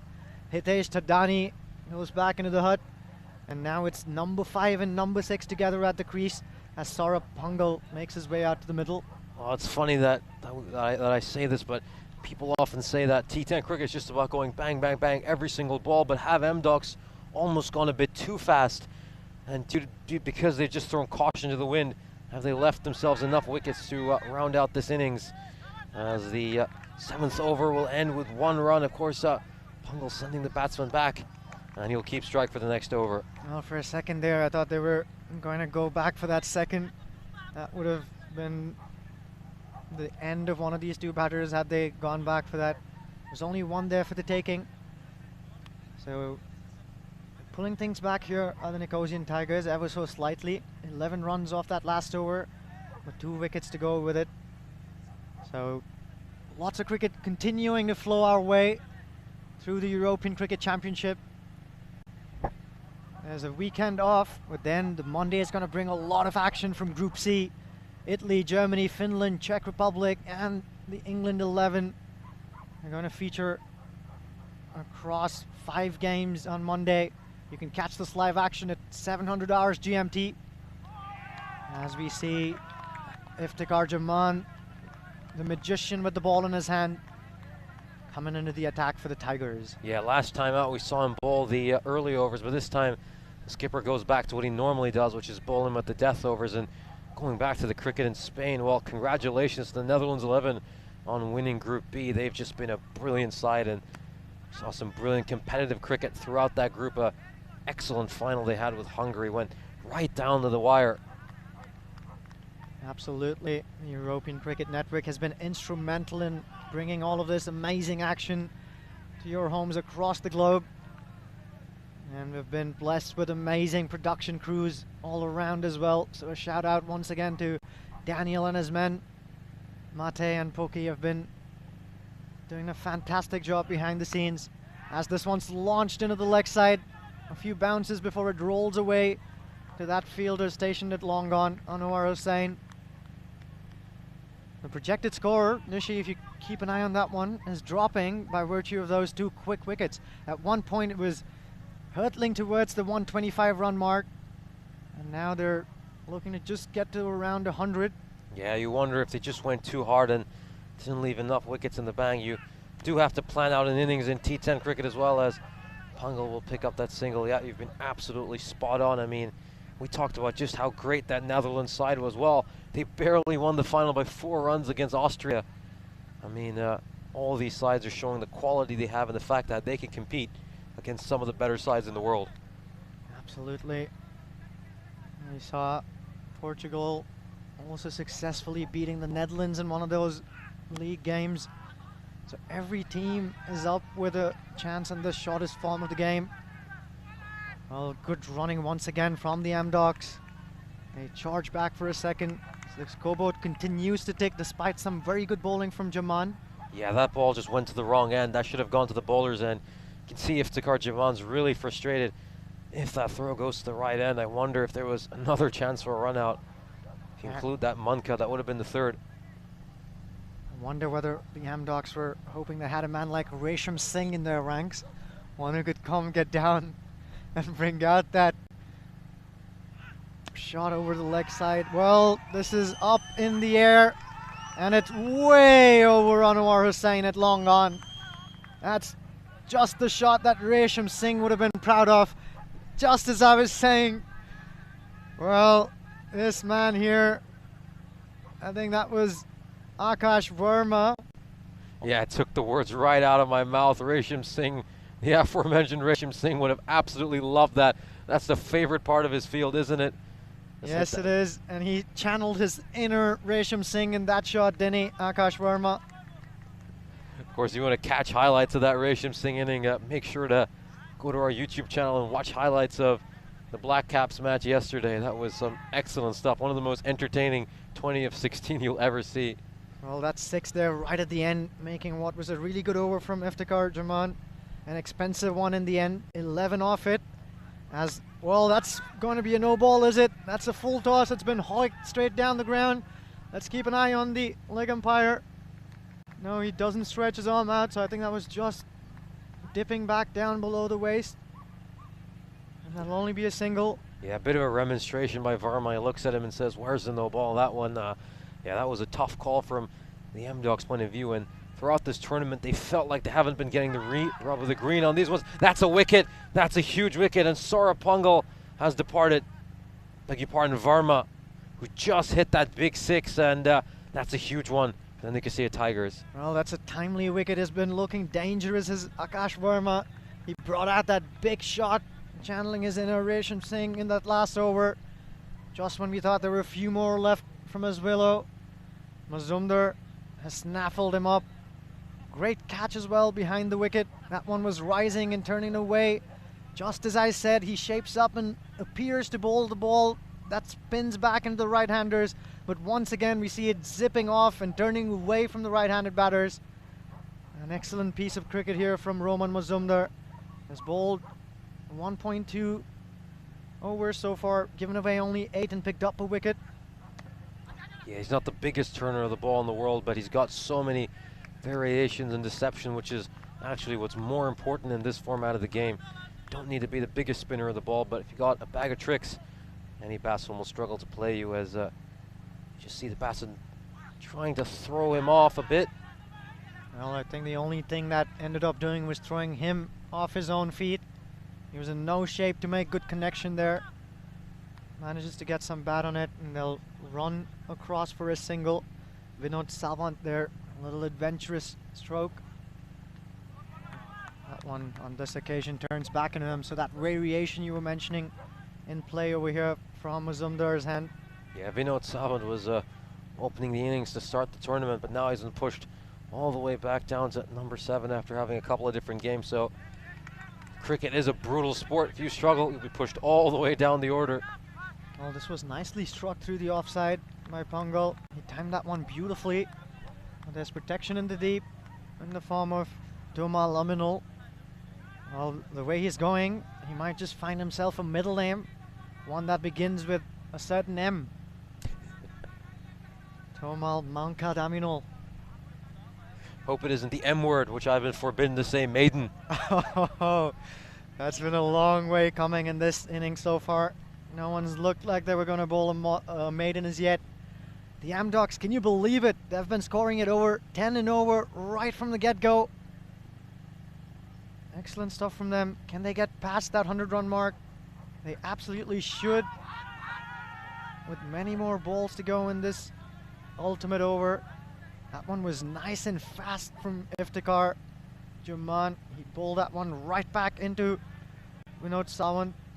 He was actually feeling it. It's a miracle that he made it across for that single. Yeah, he looks to be in a bit of pain, as a couple of men will go on to check on him, but this has been a very good response by Amdocs to a very difficult loss. A lot of sides would just be completely distraught after that, and we mentally broken. They had some aggressive and passionate words with each other, but they pushed themselves back out again. They kept saying one word: focus, focus, focus. And that's exactly what they've shown this time out. Good response. They nearly won that last game, Nishi. They must have felt terrible after having snatched defeat from the jaws of victory, as we poetically put. And this time around, they're really playing their hearts out. Vinod Savant is in some pain there. We can relate to that, Nishi, through our long years of cricketing behind us. We've taken many a blow to that place where the sun doesn't shine. Yeah, I think it's hit him in a rather uncomfortable area, so I'm sure he'll get up and be fine, but good to see everyone just huddle around him and check that he's okay. And just a timely breather for the Nicosian Tigers as well. They can collect their thoughts, think about their options. Faisal Mia there using this opportunity to have a word with his bowler, with Iftikhar Juman. And there's some gestures there between them, trying to plan things out. It's exactly this that you don't get to do a lot of in a T10 game. You certainly don't, especially because there's a massive emphasis on keeping a good over rate. Of course, any side that's slow with their over rate at the end of the beginning of the 10th over and the end of the 9th over will be docked five penalty runs. So it's very important that these skippers make sure that their side is running through these overs quickly, as Jaman charges back in for the second ball of this final over, and Pungles fails to get a hold of it, and this is a great start by Jaman to the final over. And will they be able to restrict Amdocs below that magic 3-digit figure? Well, we'll certainly have to wait and watch, but if they get past that 100 mark, they'll be looking to put these Tigers under a lot of pressure. Saurabh Pungal, if he tunes back to this action, I think he should try and stay a little more stable. He was dancing around at the crease, not giving himself the best chance to put this ball away. A play and a miss there. Iftikhar Juman, the ever so reliable Juman, finding his line and length. Yeah, Amdocs just faltering a little bit at the end. We saw them the early stages of the innings go off to that start with a run rate of above 12, but you wonder if they just went a little too hard and were a little too excited, lost too many wickets early, and don't have the firepower in the tank for these last overs, but they've just got to find a way to get over 100. Well, he's got the bails. Every fast bowler loves that side. That one kissing the top of the stumps. He had a wild hoik at that one, failed to connect, and that one hitting the top of middle stump. Excellent piece of bowling from Iftikhar Zaman in this last over. And as you said, Nishi, the Amdocs Cricket Club is just falling away a little bit towards the end of this innings. They absolutely are, and you talk about bowling the perfect length. That's not just top of the off stump, that just kisses the bails. Can't bowl a better length than that as a seamer. So Iftikhar Zaman, as he so often does, is just dominating the game in these death overs, and I think the skipper will just stick to bowling him at this stage and won't bring him back in the early overs.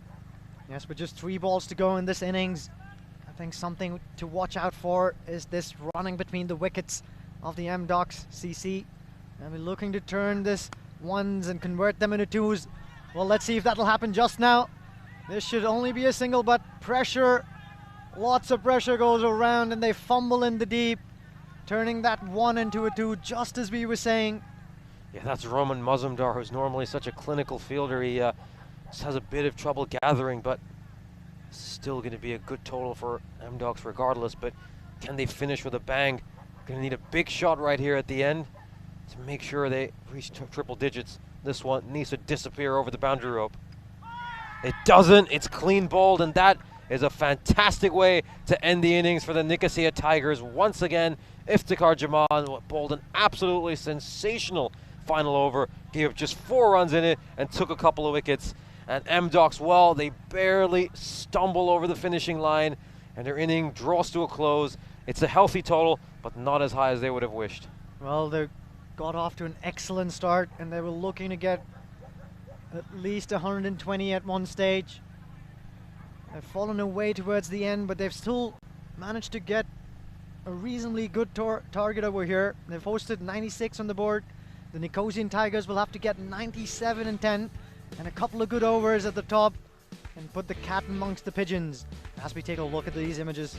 Yeah, so it was a fantastic start for Amdocs, powered by Pankaj Parvesh, who was looking brilliant. And Toman Aminul, well, once again, he was at the center of everything. He bowled that terrible no ball, but Anwar Hussain, his partner, was bowling from the other, and he went for tons of runs. He gave 24 runs away in his 2 overs. Wasn't helped by his fielders either, as Nicosia Tigers struggled. But look at that by Pankaj Parvesh. He was fantastic. Hit 2 boundaries and got a big 6. He's so powerful through that cow corner region.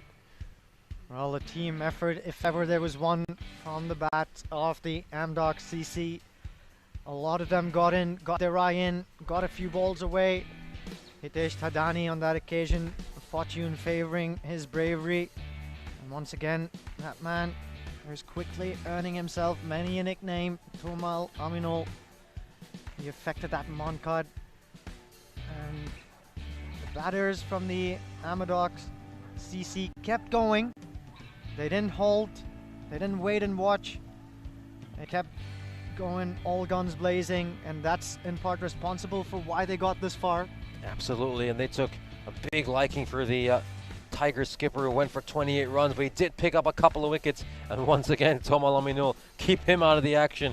He's at the center of every single thing that's happening for the Nicosia Tigers. And then Roman Mazumdar came to bowl, but Hitesh Thadani was looking really good, made 17 runs of 11 deliveries. He did such a great job of picking out those gaps on the leg side. But then Faisal Mia, well, once again in the second over, we're just not able to get him. As we look back at this run out, what a throw by Tomal Aminul. Fantastic stuff, but you really feel if Pritesh Deol had grounded his bat there, he might have been home. Then Hitesh Thadani going for this big hit, went straight to the fielder at long on, and the skipper picked up his second wicket. Well, they say limits, like fears, are often illusions. A great quote from one of my most favorite spokespersons of all time, a certain Mr. MJ, and the Amdocs CC have certainly pulled a leaf out of that book.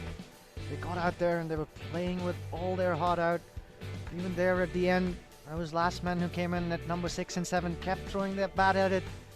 Mazumdar bowled an excellent penultimate over, and that was followed up by this magnificent last over by Iftikhar Zaman.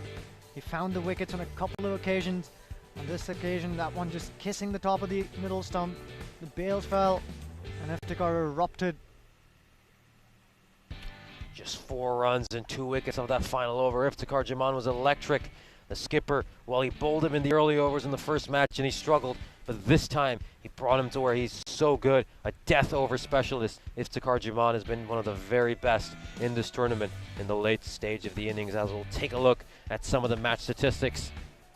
Well, the scorecard is one that'll reflect how well these M-Docs have done. It's been a team effort. No single batter there shining brighter than all of the others. They split the prize between themselves. In all, there were about 9 boundaries struck, 2 of which were mighty monstrous sixes. And we see there 18, 16, 17, a lot of batters getting into double digits. And they scored their runs at a quick clip as well. That helped their matters a lot. It was only those last 2 overs that pulled things back. The penultimate one going for 4 runs, resulting in a wicket. And that last over from Iftikhar Zaman, 4 runs again, but 2 wickets. So the last 2 overs only giving them 8 runs. And they lost 3 wickets. So they faltered towards the end of the M-Docs. But they'll still be happy with 96 on the board. Of course, we'll now take a look at the Nicosia Tigers bowling figures. Of course, one of the concerns they'll have is number of extras, 17 runs of extras.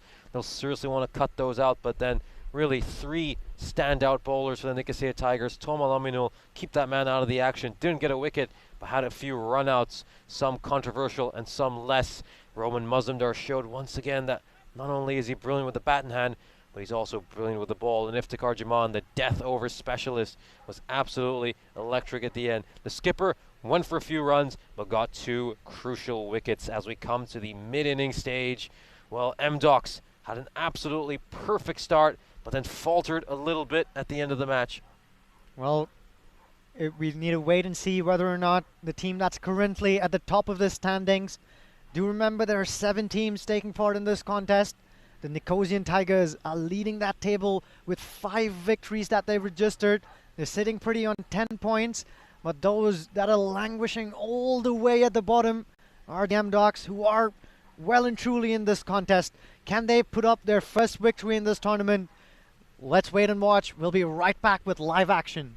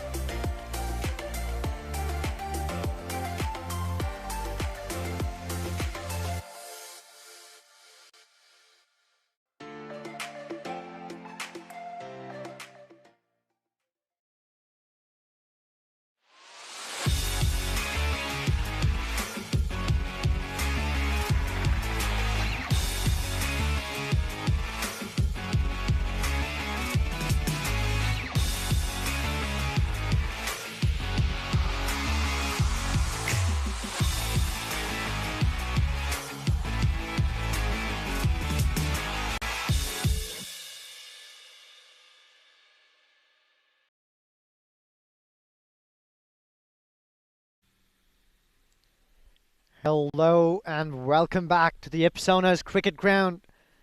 It's been a run fest here in this second match of today's doubleheader between the Amdocs CC and the Nicosian Tigers. The Tigers had registered a win already in this evening's first game. That fixture going straight down to the last ball in a thriller that will be remembered for many a day to come. They pulled it off in the last game, the Tigers, after having faltered early on in their innings. They'll be looking for a more steady start with the bat here. But, well, the Amdocs will be really happy with the runs they put on the board, despite the fact that the last 2 overs only went for 8 runs and cost them 3 important wickets that probably played a role in pegging them back.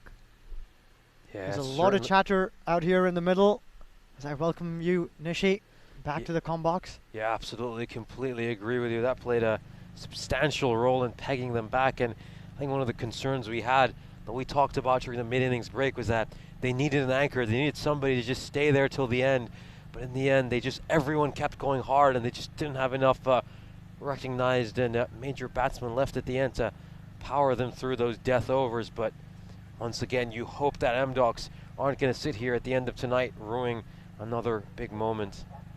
No, well, in other big news, and another mighty spout out of MMA, apparently the legendary, or well, this soon to be legendary maybe, Jon Jones got arrested. This keeps happening time and time again, but back to the live action out here in the middle. Will the Amdocs learn from those mistakes they made in the past? Unlike this Mr. Jon Jones, who got inducted into the Hall of Fame, but then again got arrested. Incredible scenes across many a sport these days, but this one right here in the middle is one that keeps us at the edge of our seats every single evening. This is the FanCode European Cricket T10 tournament in Cyprus. And this is live action from day 9 at Limassol. I'd really love to see Pankaj Parvesh Muncut someone here just out of revenge for what happened to him. Though it's going to be a little harder for him because he is a left-arm bowler who loves to bowl around the wicket, but you feel that just be sweet justice for what happened to him. He's running in to bowl the first ball of this innings, and that's a wider one right where Roman Mazumdar loves it, and he'll strike those all day long. Poor start for Amdocs. Well, I wonder why they went with this new man with the ball. He did a fine job with the bat, mind you, but they had Saurabh Pangal do a fantastic job with that new ball in that last game. He was very well supported by Hitesh Thadani, and if it were me, I wouldn't have changed a thing. Roman Mazumdar struggled to get him away, and this time with the ball coming into him with that angle from around the wicket, they're just making it easier for Mazumdar. Yeah, absolutely spot on, but wonder if he's just going back to what worked against the Mouflons on Saturday night rather than what worked earlier tonight. Oh, that's a memory of an elephant if you're digging back that far deep. As Mazumdar takes a good look here. Well, he so nearly cleaned him up. Well, Nishi, he certainly heard you there, didn't he? Nearly brought that one back in. You wonder if this was just had a bit of deceived by the pace on that occasion. Roman Mazumdar didn't quite get a hold of it, but really, cricket's a funny game. Sometimes it just takes one mistake as a batsman for it to all go wrong for you. Runs in for the third delivery, and this time he gets it badly wrong, the bowler, as it'll go for a wide. That's well kept there by Prithaj Deol. He's been pretty good behind the wickets. He's also captaining the side in this game. Excellent stuff. He was giving his team quite a talk at the mid-innings break, inspiring them to pull this one off. Well, this one is freakishly played. He tried to drive that one through the offside, got an inside edge. Yeah, I was taking a look at Faisal Mia there. Stayed well within his ground, so looks like at least he follows his lesson, doesn't he? Make sure that if I do go for those Muncut appeals, I'll also oblige at the other end and make sure my bat is grounded.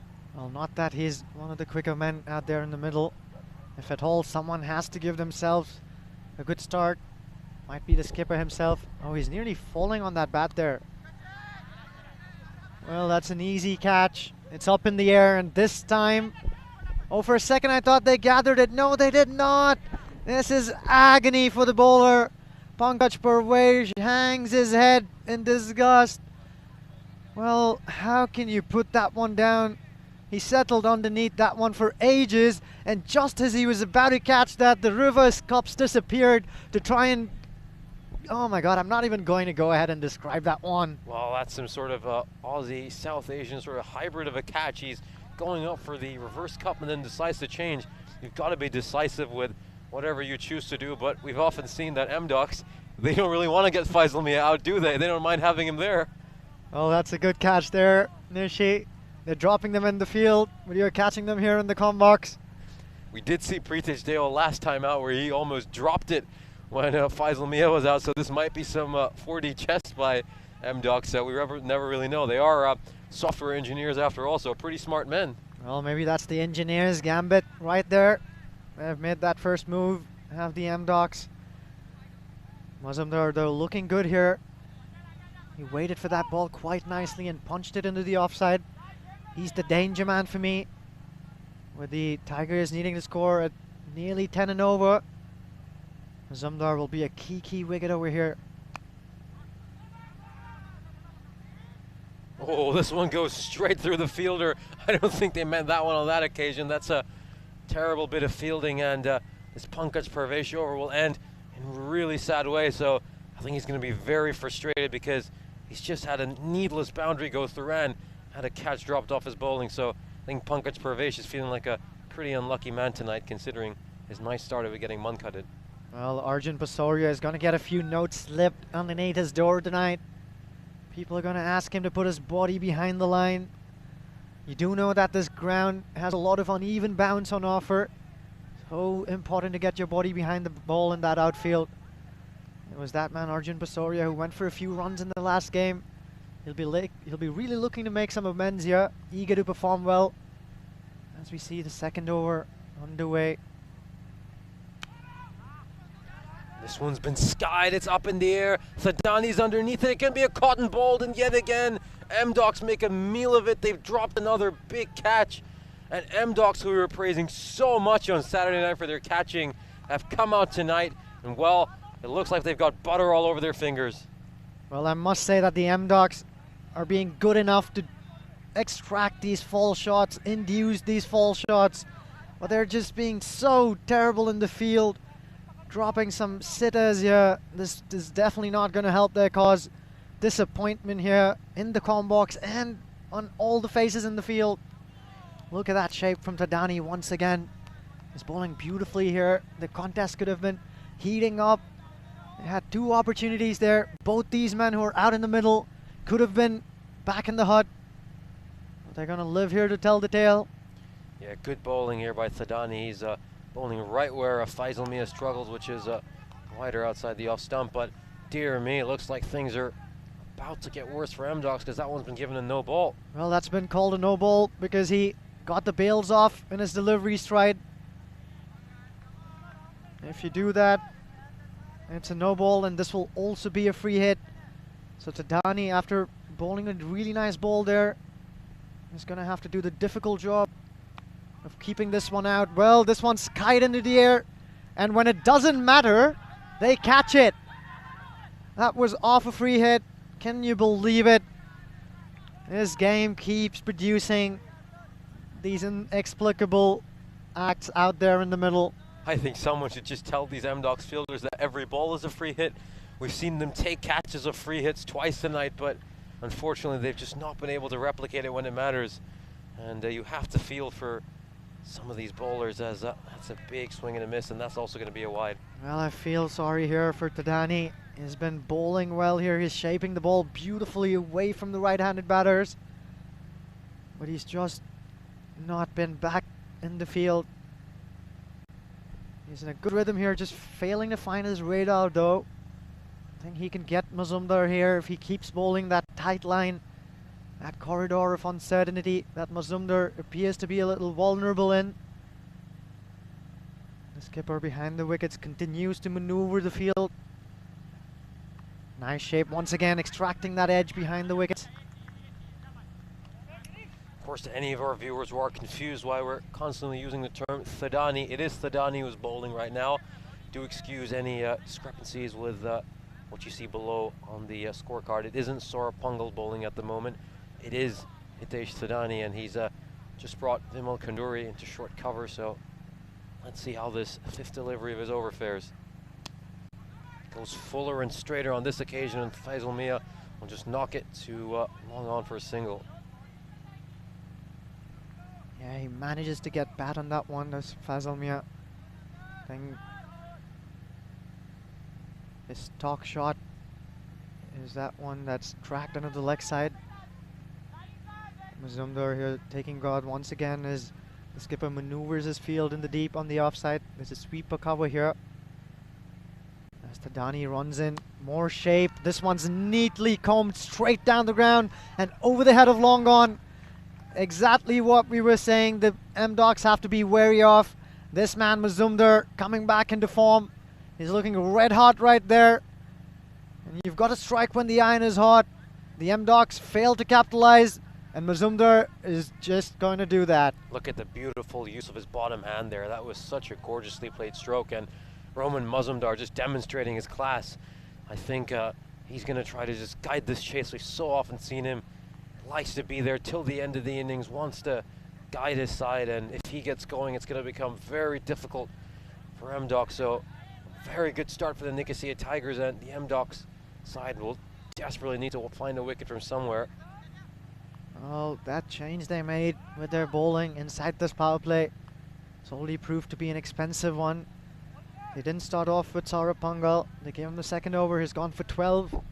They turned to Pankaj Parvesh, and his first over went for 10. So there are runs on the board here for the Tigers to get them off to a really good start in this deep chase. Oh, more sloppy cricket from the M-Docs. That one's a no ball since it's pitched outside of the pitch. If the ball bounces outside the pitch, it's deemed to be a no ball and not a wide for those of you who are uninitiated. So that'll be another free hit. But for the M-Docs, perhaps a glimmer of hope in the fact that it's Mia on strike. Yes, the fourth free hit Faisal Mia has had. He's been caught on a couple of them, but hasn't been able to hit a boundary yet. We'll be hoping that on this occasion. Can hit a boundary on fourth free hit he's faced, and this one will be popped up in the air, and once again it is taken. But again, M-Docs, well, they keep taking them when it doesn't count. Well, there's smiles on the faces of these M-Docs fielders, wry smiles. They must be fuming inside though. They keep catching them when they don't matter. Well, he was not in the game, was he? That fielder there at third man. You have to be aware and alert to what's happening out there in the middle. You have to get all of these basics absolutely spot on if you want to win these big games. Straying down the leg side once again, Parvesh. Yeah, Parvesh having a difficult night on this occasion. Looked good with the ball in hand against the Muflons, but struggling a little bit, and so this change in their bowling strategy by M-Docs in this match has come back to bite them, as Thadani will just have a quick word with the bowler, and let's see if that can have an effect. As Parvesh runs back in to bowl his second ball. This is well played by Roman Mazumdar, got behind it, and he'll pick up one run. Well, the M-Docs will be really gearing to get that first wicket. They shouldn't lose the plot here.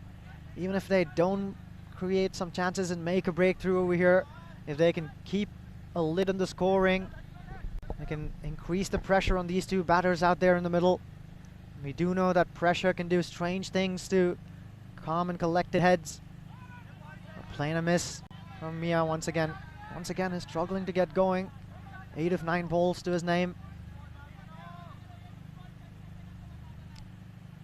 I think they're going to try to bowl as many balls as they can to Faisal Mia. The game really needs to be to not let him get off strike and put Roman Mazumdar on strike, because we know explosive Mazumdar is, and on this occasion, well, Faisal Mia was caught a couple of times on free hits, but he's clean bowled on this occasion, and a very muted celebration by M-Docs suggests everything you need to know.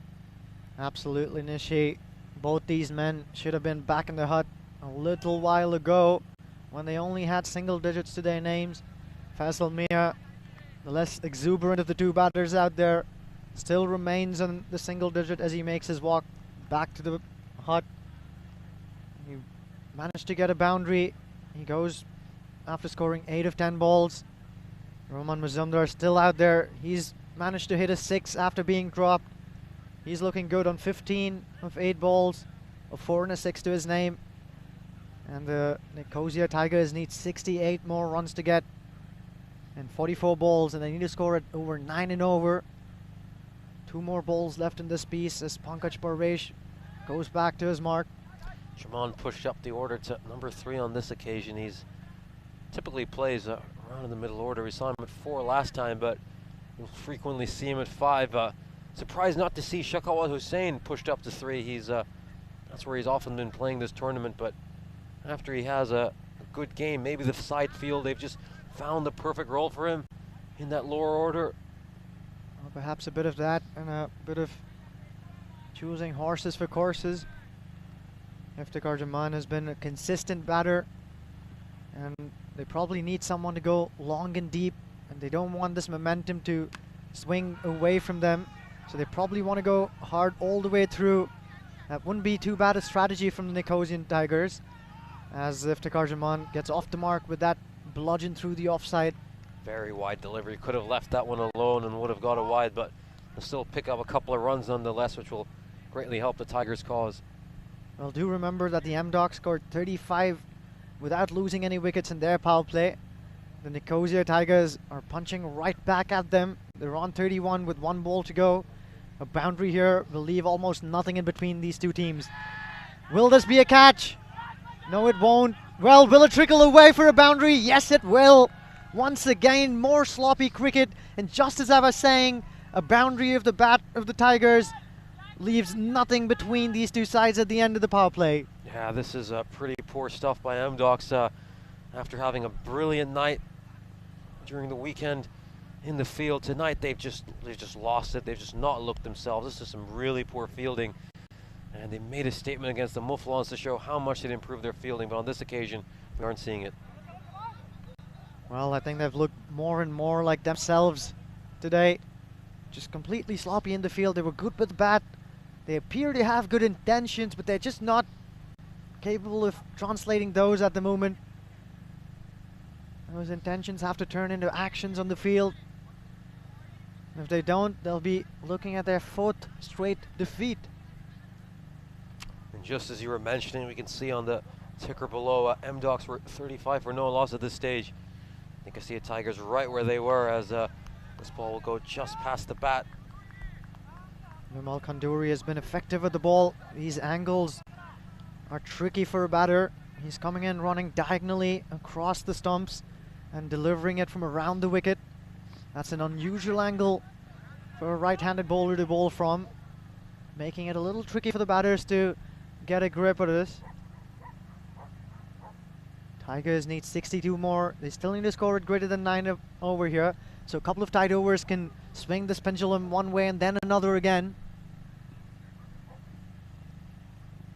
It's about who can control these middle overs. That's a low full toss, and if they keep bowling their M-Docs well, the Tigers will get these runs very quickly. That's another 6. Well, if there's one man on this cricket ground you do not want to bowl a full toss to, it's this man with perhaps the strongest set of shoulders on him. That bat looks like a tiny little twig in his hands. He rotated that twig and sent that ball blazing away into the night sky. We'll give it a waft again. Fails to connect on that occasion. Vimal Khanduri will have to bowl a good set of balls over here. 2 more to go in this over. He'll have to keep it tidy. That's the length to bowl to Iftikhar Zaman. Don't give him too much room to use those strong shoulders, those extremely bulky and well-built forearms. Can they bounce back? M-Docs, the Tigers are going great guns here. Play and a miss. A late appeal here. Well, he calls that one a wide. Give it a good thought, did the umpire Arsalan Arshaf. Yeah, there's almost no room for error for bowlers in T10 cricket. Umpires can be quite harsh on those wides because every ball really counts in this format. Batsmen are trying to hit every single one as Mazumdar just flicks that one down the leg side and will the fielder get behind it? He will. That'll be just 1 run to end the over. Well, so after a lot of promise with the bat, the Amdocs have slipped into being second best out there on the field for the time being. 4 overs have been bowled, and the Nicosia Tigers are doing things nicely out here in the middle. They move on to 45 with the loss of a single wicket. Yeah, this bowling performance has been a complete contrast to the last one as we look at some of the action we'll have coming for you tomorrow night on the European Cricket Network. Of course, cricket isn't done in Cyprus. We've got tons of more cricketing action, and tomorrow is night 10 of 22 as the Sri Lankan Lions on the back of a couple of huge wins against the Muflons will face the Nicosia Fighters. Make sure to tune into that at 4 o'clock GMT, 6 o'clock CET, and 9:30 IST as Pungal starts this over with a wide. Well, you see the skipper there, Prithaj Deol, urging his bowler to get it right. They don't have a lot of runs to play with. They do have a few in the bag, not too many. No space for extras in these close games. Oh, that one went just over that leg stump. Nearly getting his man around the wickets there. Mazumdar has been looking really good with the bat in hand. He's on 17. Of course, just going back to talk about that game, we have been talking to Ruwan Jayakody, the spinner of the Sri Lankan Lions, quite a bit, and he feels very encouraged about his side's chances. So that should be a very exciting match tomorrow as this one's just played behind by Roman Mazumdar. And well, teams, a few of our viewers might just have forgotten a bit about the Lions, considering they haven't played in 5 days, but don't forget about them. They might well be in with a shout. Well, also more action coming out here in the morning at the Ipsonas cricket ground. I'll get into that after this ball as Pungal runs in from around the wicket. This one's a skyer. This should be taken. This is the match on a tantalizing line, and it has finally been taken. Can you believe it? Can you believe it? The Amdocs themselves cannot believe it. They've finally managed to cling on when it perhaps mattered the most.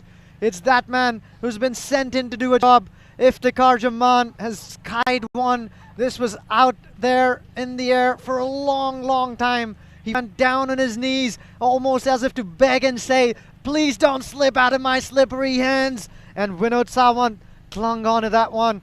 A huge sigh of relief for the skipper behind the wickets. What a timely wicket this. It's deja vu for Iftikhar Zaman. He's once again sent it to Vinod Sawant, who seems to be the only Amdocs fielder who's had ice running through his veins all night. We saw him take that brilliant catch in that final over right on the boundary rope, and once again he stepped up and done it. That's exactly why his captain has stationed him at long on, but the dangerous Abid Ali is the next batsman, and he loves a challenge. He loves a chase. We've seen it. He stepped up in these big chases throughout this tournament and done it for his side. Well, the only thing that he might love more is to see that man at the other end. These two, Roman Mazumdar and Abid Ali, have stitched a few fantastic partnerships in this tournament already, and they'll take some confidence when they look at each other across this 22 yards. Can they do it for the Nicosian Tigers? The Amdocs will be feeling like they're well and truly back in this game after that wicket. There is no room for what-ifs in this sport, Nishi, but well, we can't help but think, what if they'd taken that catch of Mazumdar when he was on less than 10? It's been a lot of opportunities let go by Amdocs, but they're a side who've, to be fair to them, despite all the adversity they face, despite all the close finishes, the heartbreaking defeats, they keep coming out here every single night, chasing that win. Will they finally get it? Well, you love an underdog in the sport. Can they turn it around? Can the Amdocs do it tonight? It's Pungal once again around the wicket. That'll be a quiet single. These two will be looking to build a partnership over here. You're right about the spirited performance from the Amdocs, Nishi. Each time they've had a setback, they've turned it into a launching pad, and they've been aching to make that comeback that can go all the way and get them those 2 points. Is this the evening that'll spark new beginnings for them? think as a side, you just need that experience of winning. You need to go over the line once to know what it feels like to win, know what it takes to win. And every single time, as soon as they think they're about to taste their first victory, it's snatched away from them. Yeah, it's that fear of winning. It's that fear of winning. What's going to happen if I win? They're not just staying cool and calm. Walk us through this inning so far, Nishi. Well, once again, are we surprised to see Roman Mazumdar out there guiding and anchoring his side? No, we're not. Faisal Mia struggled a little bit, but since that first match where he made a few runs along with Mazumdar, he just hasn't looked good. But it seems that they are persisting with that strategy. And then Iftikhar Zaman, quick fire innings, but a brilliant grab by Vinod Savant. And just to remind you, at this stage, M-Docs had made 59 runs, so these teams are fairly even right now. Yeah, Arjun Pasoria in that last game went for a handful of runs. He'd been replaced by Pankaj Parvesh in this game with the ball in hand. And we saw Pankaj bowl his 2 overs for 23. He picked up that important wicket though. And that means that their 5th bowler, Prince Rai, who did a fantastic job on debut, can come into this game now. He's launched straight back over his head. We talked about the importance of Mazumdar's wicket. When you drop those wickets with a lot of price on their heads, you're going to come back and you'll have to pay for it. The price that you have to pay for it can often be huge. And Prince Rai, well, he's paying the price for it. Well, Roman Mazumdar has clearly made a lot of adjustments after that previous innings where M-Docs really seemed to give him a lot of trouble, particularly Prince Rai was bowling superbly to him. He's just struggling to play the bowlers with all that movement, as he'll just tell that Prince Rai to pause. How is Rai going to respond? This one will be a fuller ball, and Mazumdar will get at least 1 run, and he's not going to push for a second as Abidali tells him to stay right where he is. Well, unless Mazumdar loses the plot and plays across the line here, I think he's looking really good out there in the middle. All he needs to do is keep playing those excellent cricketing shots that he's so capable of doing. And it will be a cakewalk from here for them, because he's capable of putting the good balls away, and that's what makes you a champion batsman. Well, once again, that one just lobbing ever so slightly above his head there inside the 30-yard circle. Vimal Kanduri leaping up but not getting that hand up there on time. I think if Roman Mazumdar is still there at 8 or 9 balls time, it's going to be difficult for M-Docs to pull this one out. Got to get his wicket quickly, and Prince Rai is going to have to do that as this one will just slide down the leg side. That's very wide. I wonder what is going through his head here. He has to keep his cool. The Tigers are still under a bit of pressure. They still need to score almost at 9 and over. So unless they keep scoring an occasional boundary, this asking rate can go up rather quickly. Excellent ball. Just be worked away for a single, and that's the thing with Roman Mazumdar. He's not someone who's trying to smack every ball as hard as he can. He just knows how to work his way through an innings. A very cool, collected and calm batsman. True leader for his side. And that's the difference between a Mazumdar and an Iftikhar. You see that Mazumdar has calmly collected 26 runs at a really good strike rate of 162. And he's still out there batting, while Iftikhar Zaman went out there, tried to bang everything out of the park. He scored at a higher strike rate, scoring at 216. The difference being he's back in the hut.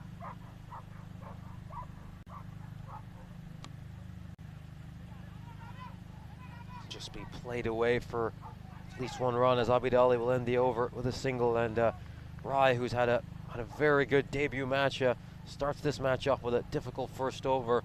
It's going to be interesting to see how he rebounds if he gets a second one. Yeah, going for 11 in that over. So the Tigers still need to score at 9 and over to get across the line here. Roman Mazumdar is probably just having a chat with Abidali, telling him not to do anything stupid. If you're both here by the end of this game, it will most certainly be done and dusted, is what he's telling his partner. As we take a look at the bowling chart, there's plenty of options out there for the skipper. Hitesh Thadani, Vimal Kanduri, Prince Rai have all bowled only a single over. Thadani's name, of course, not reflected in that scorecard. But he bowled an over as well and went for 12. Yeah, looks like Thadani is going to bowl this over, so they go with a veteran head to bowl this pressure-packed 7th over. He's going to face Abidali, who's a new batsman, so a chance to make some inroads for M-Docs. Tight over required here for the M-Docs. Excellent piece of cricket from this veteran bowler. He knows what to do. Just tick it outside off, bowl it at a good length, try and move it away from the batter. How do you see this going from here, Nishi? Well, if these two are still out there, let's say 8 or 9 balls time, I think it's going to be very hard for M-Docs to win, but certainly won't be if they keep giving wides like that. Well, I've mentioned this before. Those of you who are fans of Douglas Adams, you'll understand the reference to the number 42. It's the answer for life, the universe, and everything else. The man who's wearing that number 42 has had all the answers today. Mazumdar is looking good to send this team across the line. As this one's pummeled through the offside, it was a bit of width on offer. Habib Ali there bringing his bottom hand into play, almost comically dismisses this one through the offside. Yeah, it's a real shame from an M-Docs point of view. They'll be hoping they could have brought last match's bowling performance to this one and then might have helped them get a win, but on this occasion they post a bigger total. The bowling has been fortunately worse from their point of view as Abid Ali strikes this one hard. Is this going to be fielded well? Just needs to have a cool head, and he does on this occasion. We saw one M-Docs fielder just let one slip through on that occasion. Well, on this occasion, though, you could see that fielder who was inside the 30-yard circle. I think that was Ashish Srivastav, who was indicating to the man on the boundary that this one's going to turn sharply. Be prepared for that one, Shrikant Komirupalepu, and he was. Mazumdar on strike. That was a slower ball, a leg cutter. Non-striker runs in there, but no single there for the taking. Yeah, I was just going to say before that ball, I feel these next couple of balls, this might be the match. How Hitesh Thadani bowls to Rohan Mazumdar. He can get him out here, or if Mazumdar strikes him, I think that's going to make a big difference. So these next couple of balls are going to be some of the most important balls of tonight's action. As Thadani runs back in for his 5th delivery, Mazumdar gets an inside edge, but very fortunately for him, it misses his stumps. Excellent comeback here from Thadani. He's mixing things up beautifully. Makes you wonder whether this is the sort of man you'd want to preserve for that last death over or the penultimate one. Excellent variations and on point with his bowling so far. So despite having gone for that boundary there, Thadani doing a fine job pulling things back. That's an on-pace delivery. That's hit into the air. One bounce and to the fielder who'll keep it down to a single. Nice piece of cricket there all around. Yeah, he'll be glad he mistimed that. If he timed that a little better, it would have carried to Vimal Kunduri, who, yes, he has put down a catch earlier tonight, but he doesn't often do that. As once again, we're in the death over stages, and this game is on the line every single night in Cyprus. The cricket has always been delivering, and it's the same case on the other side of the Mediterranean. And there'll be more cricketing action coming on Monday. It'll be action from Group C, which features some of the best teams in Europe. We'll see Italy, Germany, Finland, the Czech Republic, and the England 11. Tell us a bit more about Germany. You know so much about them. Well, yes, some of these players that you're going to see in the European Cricket Championship are going to make their debut for the national team. It's a completely new look side. The veteran 11. You'll see more of them in Malaga later on, but this is a completely fresh side that's going to take on these other teams in Group C. As we see the action out in the middle, they've gone back to Prince Rai here, and he bowls a good first ball in this all-important 8th over. Absolutely, and that's certainly going to be a very interesting tournament there. Also look forward to seeing that England 11 and some of the players they've brought in. Of course, you can catch all of that 7 o'clock GMT as we return to the action in Cyprus. Abid Ali strikes this one, and he's pierced the gap. That one's going to go for a boundary, a big 4, and that's a hammer blow to M-Docs. Well, Prince Rai on that occasion, bowling that one too full. It was in the arc for Abid Ali, who loves that ball that angles into his legs. Gets his geometry set out there and bisects those fielders in the deep. So 4 important runs for the Nicosian Tigers here. So despite that first dot ball, the Tigers throw a punch and pull things back ever so slightly. So they're trading punches are both these teams. It's all neck and neck here. Well, that's up in the air. Will this be the wicket that the M-Docs needed? Once again, the ball goes up in the air and a tumbling fielder manages to cling on. That was Thadani in the end. His safe hands making a big difference and continuing to applaud his team's effort. Yeah, we saw Thadani put one down earlier tonight, but this time he makes absolutely no occasion. Takes a bit of a tumble, as you said, but he just says, calma, calma, I've taken this one. And I bet a lot of M-Docs fans' hearts were in their mouths on that occasion as it pops up in the air. Please take it, please take it. But look who's just walked in for the Nicosia Tigers. Well, this game is not for the faint-hearted. Just when you thought the Nicosian Tigers were running away with it, the M-Docs throw a knockout punch, and that one's taken out Abid Ali. He scored 13 of his 12 balls. He did well.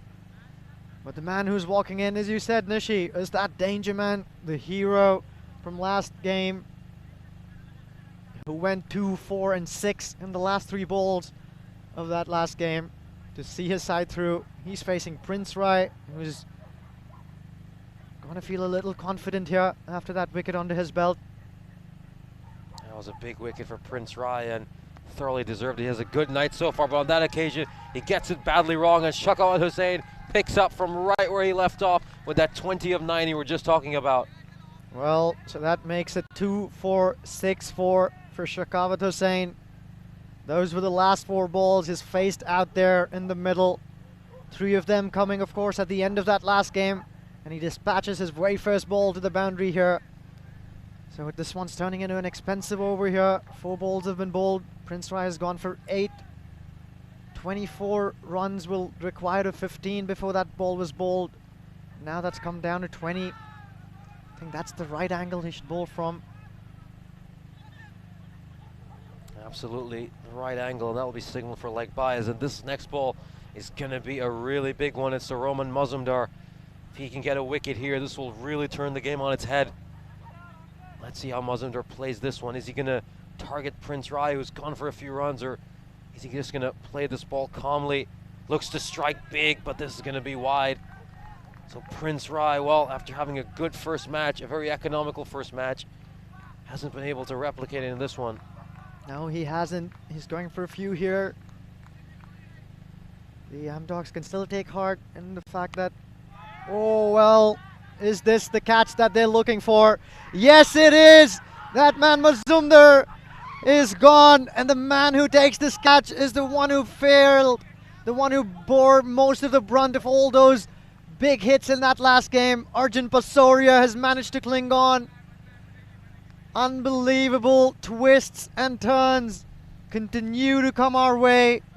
What a game this is. Mazumdar's eyes lit up when he saw that one. Tried to spank that one deep into the night sky. It did go high, but not far enough. No distance on that one. Arjun Pasoria takes that one and charges towards his bowler.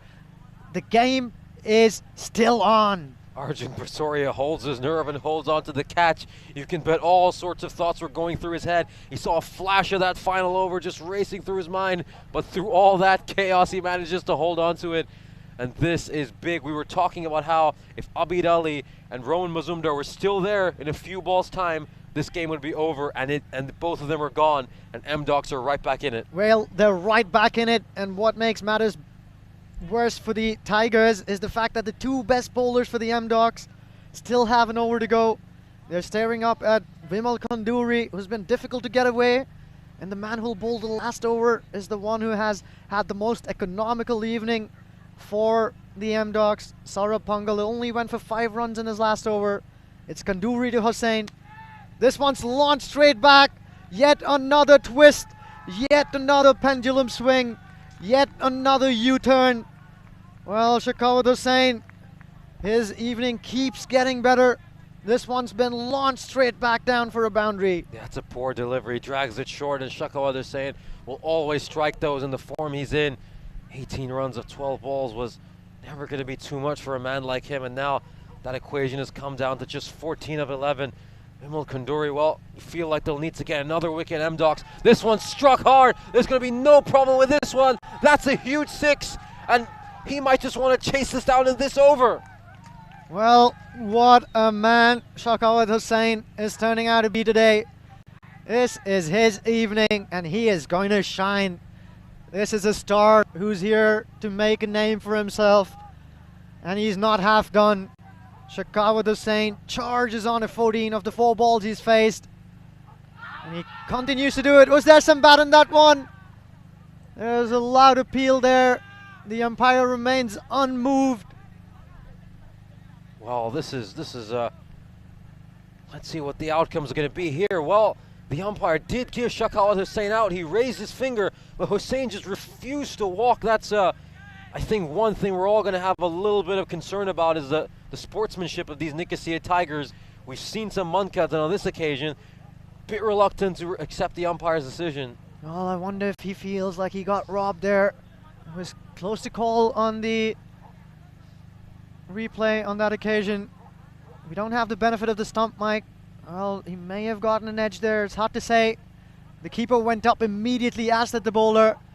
The umpire agreed, but Shakawat Hussain was shocked to see the finger go up. He stood his ground. Well, he's back in the hut now. Another twist in the tail. This keeps giving. Well, drawing inspiration from that famous line in the movie 300. This is Cyprus. Well, this is a gift that keeps giving. We're sitting at the edge of our seats.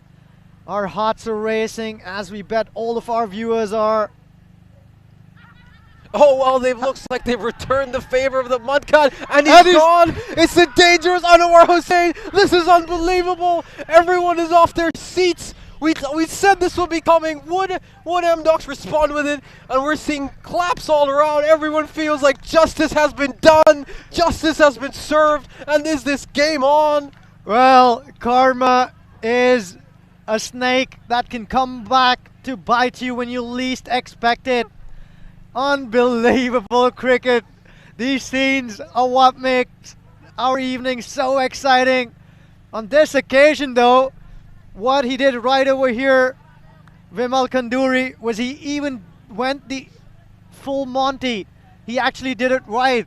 He went into his bowling stride, his arm rotated all the way through, and then he caught his non-striker out of his crease. I must still say that that was not the greatest piece of cricket, because the non-striker was not backing too far away.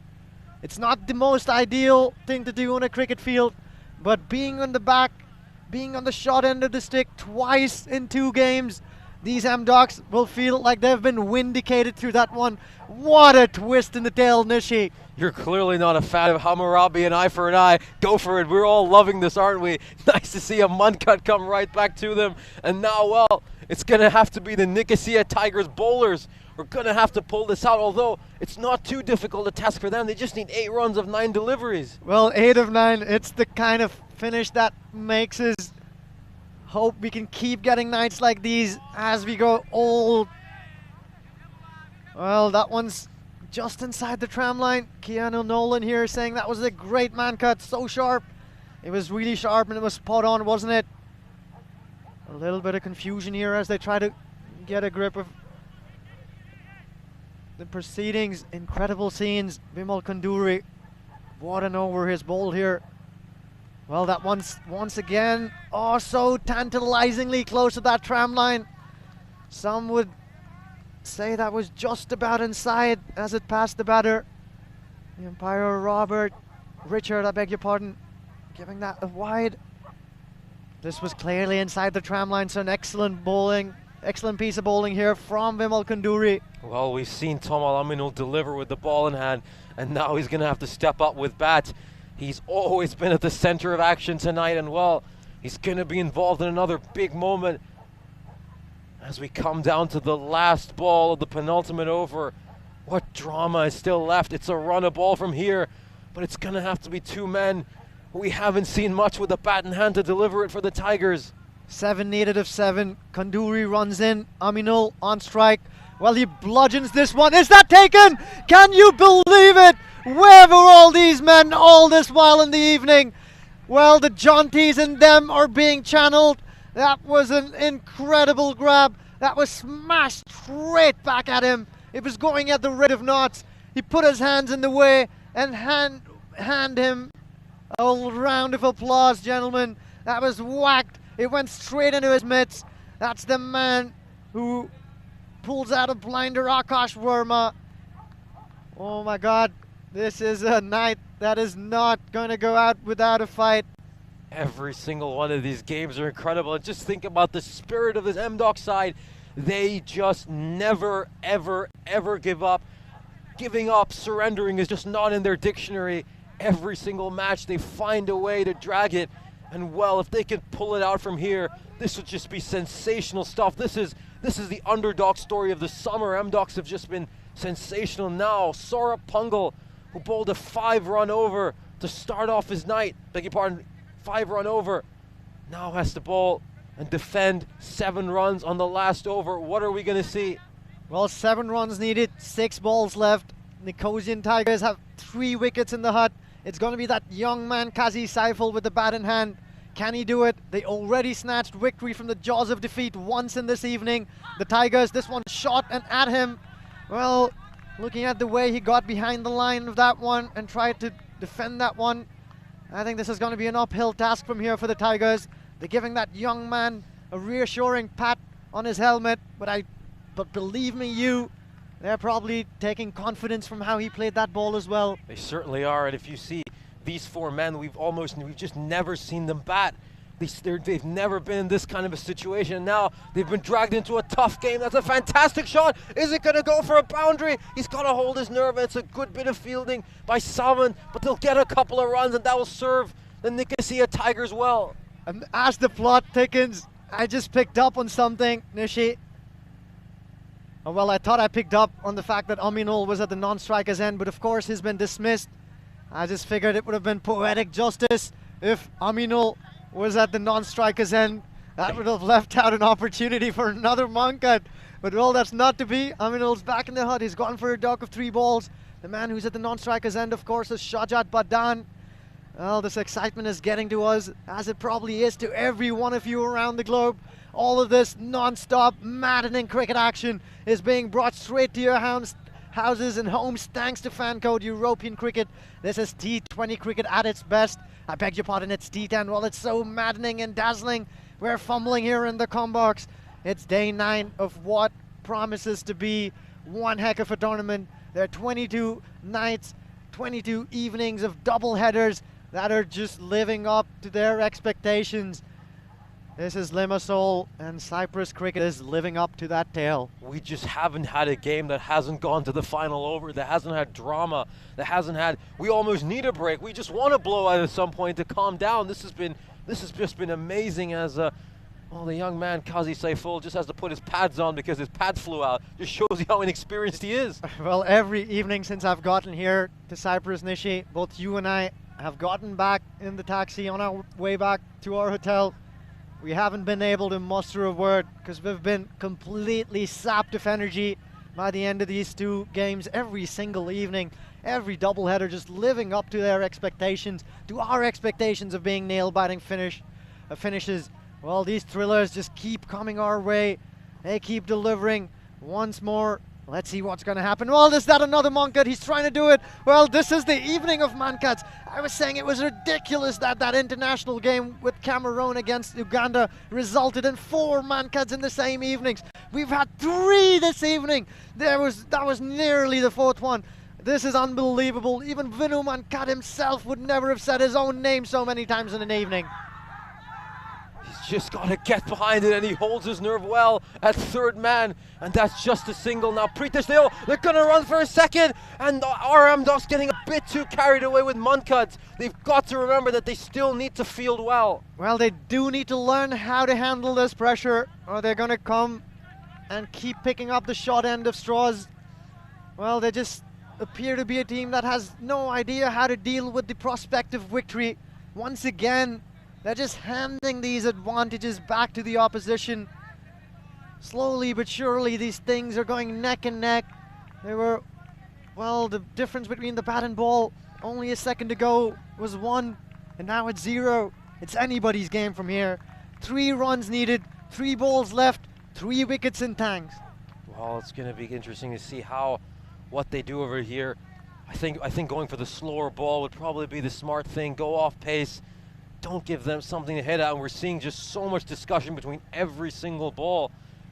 These two batsmen aren't the most experienced, but MDocs, they just have to calm their nerve, not let that anger and that rage they might have bottled in from the Muncuds get the better of them. I'd probably bowl a slower ball over here. It's a young man who's under pressure. Well, he goes for the short ball. Is this above his head? No, it isn't. He charged down the track. So excellent thinking there, under pressure from the bowler. And what's more important is that he executed that one well. I was wondering if he'd go for the short ball because this is a short man at the crease. You'd run the risk of bowling it over his head. Brilliant short ball. And if you're wondering why that's not been given a wide, well, both the MDocs players rushed to the umpire and informed him. He came forward, he came forward, he came forward. You can't give that a wide. They desperately want this one. Well, desperate scenes here. 2 balls left in the piece, 3 runs needed. That's smashed into the night sky. He's got enough bat in that one. It's going to bounce away. It'll dribble away. Can you believe it? The Nicosia Tigers, off the blade of this small man, have done it once again. Qazi Saiful waited for that one nicely on his bat, lifted it into the night skies, and well, the team that has pulled out a couple of Muncuds are having a last laugh, and they're screaming in the dejected faces of the MDocs. The MDocs hang their heads in disappointment. Unbelievable scenes unfold here at the Limassol Cricket Ground. I've been absolutely sapped out of all energy. How on earth have MDocs not managed to win on this occasion? It just seems like this side can never just find that way to win, but another unlikely hero for the Nicosia Tigers. It was Shakawat Hussain last time, and now Shajat Badan. Well, we've never seen him play a part in anything with bat or ball in hand, and now he's come up. He's the hero. That one was just popped up in the air. And, well, was it the wrong ball by MDocs? Yeah, I think so. I definitely think so. He went for that short option after having bowled a short ball already. Should have probably changed the pace or gone with the full one. Well, he's been carried away on the shoulders of his teammates. Is that man Qazi Saiful? As we take a look at some of these earlier images in the innings, it was the skipper, Faisal Mir, who got off to a shaky start, mind you, but he put some runs together in his typical fashion. They were extremely sloppy in the field with the MDocs. They'll go back and have a good think about this. They were quite good in the field, but these patches of brilliance were too few and far in between, and the fielders never truly supported their bowlers in the field. They dropped some sitters, clung on to catches when they least mattered because they were off no balls, well, off free hits, and well, my words are just deserting me at this moment. I cannot explain this. I cannot explain the scenes I've just witnessed. MDocs have continued to find ways to just notch up one defeat after another, despite having played good cricket in patches. Yeah, you really have to feel for them, and I think no side will have the sympathy of ECN viewers quite like they do. This was a very fiery affair. We saw a lot of passions, the Muncuds and all that stuff added to the action. This was a brilliant catch by Vinod Savani. Got Iftikhar Jaman out, who was looking dangerous. Made 13 runs of 6 delivery, and then Hitesh Sadani came on, and this was Abid Ali. I think a brilliant shot, of course. He made 13 runs of 12 deliveries, and then we'll take a look at this one by Abid Ali. Another brilliant 4 by him. He hit a couple of those tonight. Take a look at this replay. That was a very nice shot to mid-wicket. He's got such a wide range of strokes, and there it was. That one popped right up, and there was a great catch. Hitesh Sadani holding onto his nerves, and Prince Rai picked up his first career wicket. Well, this is just continuing to live on to be an absolutely fabulous tournament. As we see these shots off the bat of Mazumdar, this was that turning moment when they finally managed to cling on to one. It was that man who went for a few, Arjun Pasoria, who had an impact with that catch. This game ebbed and flowed throughout the contest. It went one way, then another. The MDocs found their way back into it right there towards the end, despite those heroics of Shakawat Hussain. They got him just when the going got difficult. They pulled a few back. Shakawat Hussain there, we'll have to go have a word with him. And this turning by that Muncud, well, that will be remembered. They didn't want to do it first up, the MDocs, But then after being at the sour end of that own fate a couple of times, they must have plotted about it. And Skipper going and having a word with the batter who got monkotted there. And this was an unbelievable take after having dropped a few sitters in the field. The M-Docs found their way back into the game. Another attempt at that monkot. So that makes it 5 attempts, I believe, in the same night. And this was an unbelievable finish. Can you believe it? Look at those Tigers. They were just losing it. They were ecstatic. They couldn't believe their luck. They couldn't believe how that little man out there in the middle managed to bring them across the line. Gordon Tanzi still out there with us. Keanu Nolan agreeing that you simply cannot miss a ball. You cannot miss any of the action out here in Cyprus. It keeps delivering these thrillers, and it's awesome to have you with us all the way till the end. Gordon Tanzi, of course, joining us from Australia, where it's wee hours, early hours in the morning. It's twilight, and they're all around and still catching this action. Maybe with a bottle of wine, maybe with a beverage of choice. But excellent scenes here, Nishi. Absolutely excellent scene, as we'll now move on to look at the match statistics. Well, if you look at that Nicosia Tigers batting card, well, it was Roman Mazumdar, who is so reliable, came out at the top of the order, made 28 runs of 20 balls. That's the minimum we expect from him. He's always there, guiding his side. Had a sparing amount of support from the rest of his team. Jaman chipping in with 13, Abid Ali chipping in with 13, and Shakal Hussain making 14 of 5. But the big 8 runs by Shajad Badan, that incredible 4 that won the game for the Nicosia Tigers, that is what we will remember and talk about for days and weeks to come. Well, we certainly will talk about that. We'll talk about a few things, mind you, things that have transpired this evening were of a lot of dramatic nature. Shakawat Hussain, though, those last 2 games, 20 of 8 balls in that first one, 14 of 5. He's been the absolute gun impact player today. So in these last 2 innings together, he scored 34 runs of a mere 13 balls. He was probably one of those players who made the difference today. Incredible scenes here. So the match summary is that once again the match has gone down to the absolute wire. There was just 1 ball to go in this piece and a boundary at the unlikely hands of, was it Kazi Saiful, I believe, in the end. Incredible stuff here.